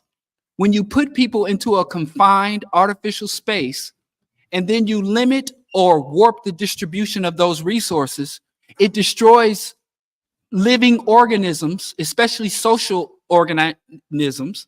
And humans are the most socially dependent and oriented primates that have evolved from the primordial ooze, or created by whatever deity you believe in. So that is part of the revolution, creating and sustaining bonds that are not commercial, that are not oriented or directed by your class or status. I say all the time, none of our connections and how we value each other should be dictated or determined by anything our oppressors can give us or deny us. Because through that type of action, they can affect our birth rates, our marriage rates, or how much we get along, homicide rates. They can project how many prisons they want to build decades from now, just on how things are distributed. So it becomes an act of revolution, building bonds that are not commercial, class, or dictated by some external force. So we have to, but because many of us are not aware of that, we who are already conscious should be checking on people. I've said in rooms where we've conspired to take over school boards, we conspired to get a police administrator fired, we conspired to secure resources, and not one person was asked, how are you doing? Is everyone secure? Is everybody's rent paid? Is everybody utilities on? It's cold outside. They don't ask the revolutionaries how they're doing internally. So when we were organizing with the Bloom Collective, when every formation we've had, there's always been to get opportunities for us to come together for pure camaraderie, pure connection. You don't pay to get in or to get out. Some of these organizations, you don't pay to get in or get out. It's just genuine connection, because now that too has been commodified. All these people, oh, self-care and soft life. I mean, people putting access to dental care online like it's a flex. So you're right.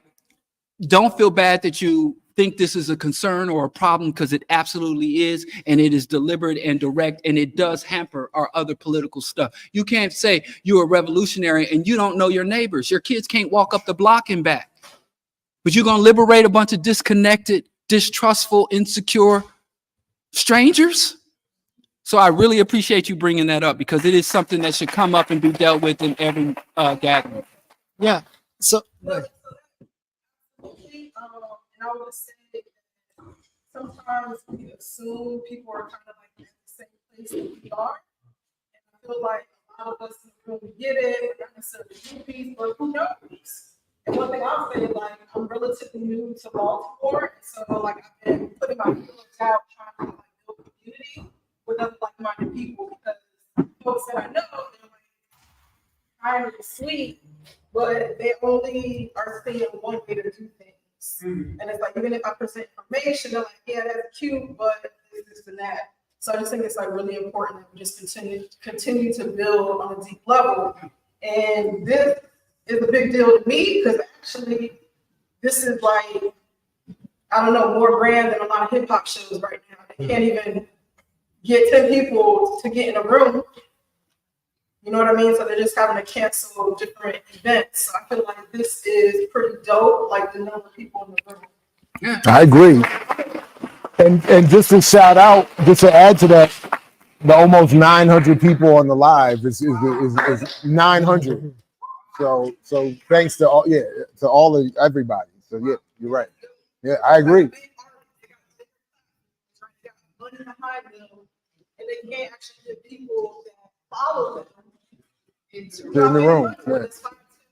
Or they get their ops to buy out the tickets at their shows and event. If somebody went and bought all our tickets and couldn't nobody get And we were sitting here with 3 people, I'd be like, yeah. No, I'm just playing. So Glenn, you want to? One final thing. Oh. And just to be honest and clear, my intention is to come in peace. No, because I think the interesting dynamic of the three is that you're viewing it from different timelines. So when they say that bro Diallo goes too far, yes, he goes too far. That's his point. I think I assess it as he goes to the extreme, meaning there are divisions that are within us that we have to address to get to that end goal. Dr. Ball says, yeah, we can't get it because we're in this certain spot. I get the timeline down there, but we can't require all these people to have that same projection that you have at the end goal, because we're dealing with all these things right here. And that's, to me, an assessment where the conflict, you're saying the right same thing on the same timeline. Just that when they say, bro, y'all go so far, yeah, because once we get to that plateau, you can't refer to her lifestyle as a sin to get there, right? Or we're kind of the servitude thing, that's the current condition we are right now. To get past that, we have to ask them. So once we do this freedom, what are we going to do? That has to be a step of a question or anything we must have to get to that final goal. So I think a lot of conflict, the fun really is where y'all just know to get to the end state, it looks like this. And Dr. Ball says, well, I get it, but we're here right now. And Geach does a great job of saying, well, to get there, how do we move to this point right here? And that's where the beauty is at here. So my assessment is that it's a beautiful thing. I hope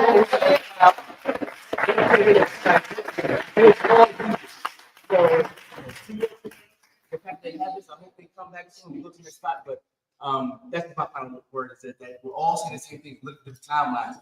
What Diallo preaches is like the final end state. Dr. Ball puts in this we are today. How do you get there? So, beautiful. Listen, I appreciate that. I'm speaking for myself, and I think for all of us, really appreciate all of you coming through, everybody on the live. This has been incredibly dope to me. I think this is incredible. So thank you all. Big head.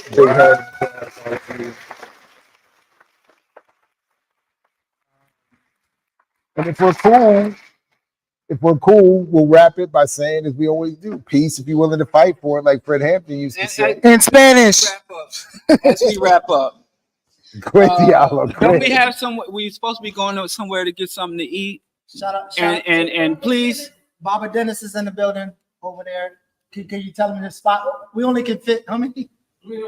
Well, that's what. No, go ahead. Go ahead. So come out and bake. Also, Tina was the brother center. That's for Soul Jamaican restaurant. That's for Soul Jamaican fusion restaurant. It's Northeast Baltimore, 5525 Harford Road. 2124. Can we say that again? All of it? 5525. Harvard Road. That's HARFOR. No T. Yeah, It's Baltimore. also on the Eventbrite. It's also listed on the Eventbrite for those of you who were able to. It seems like we have. And listen, listen to me when I tell you that, among other things, the vegan jerk chicken they have is off the chain. So please avail yourself. They got non-vegan food too. Baba Rafiki, is this gonna be quick? If you want to too. Is this really gonna be quick? I don't want to eat animals. Y'all didn't tell me that. Is this real people quick or is this activist quick? Huh? Yeah, go ahead. Y'all got anything? Right, yes.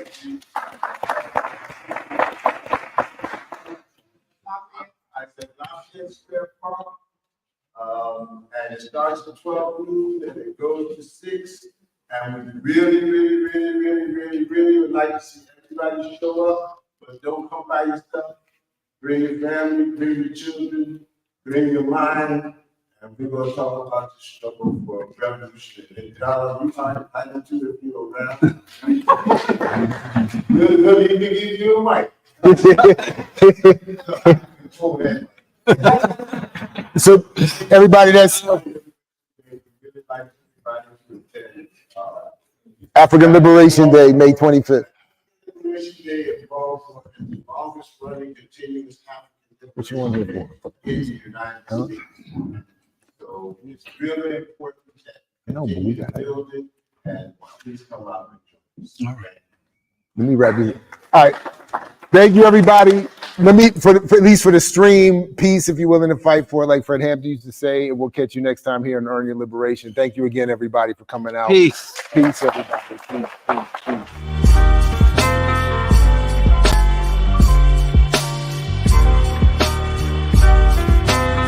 You got to earn your liberation.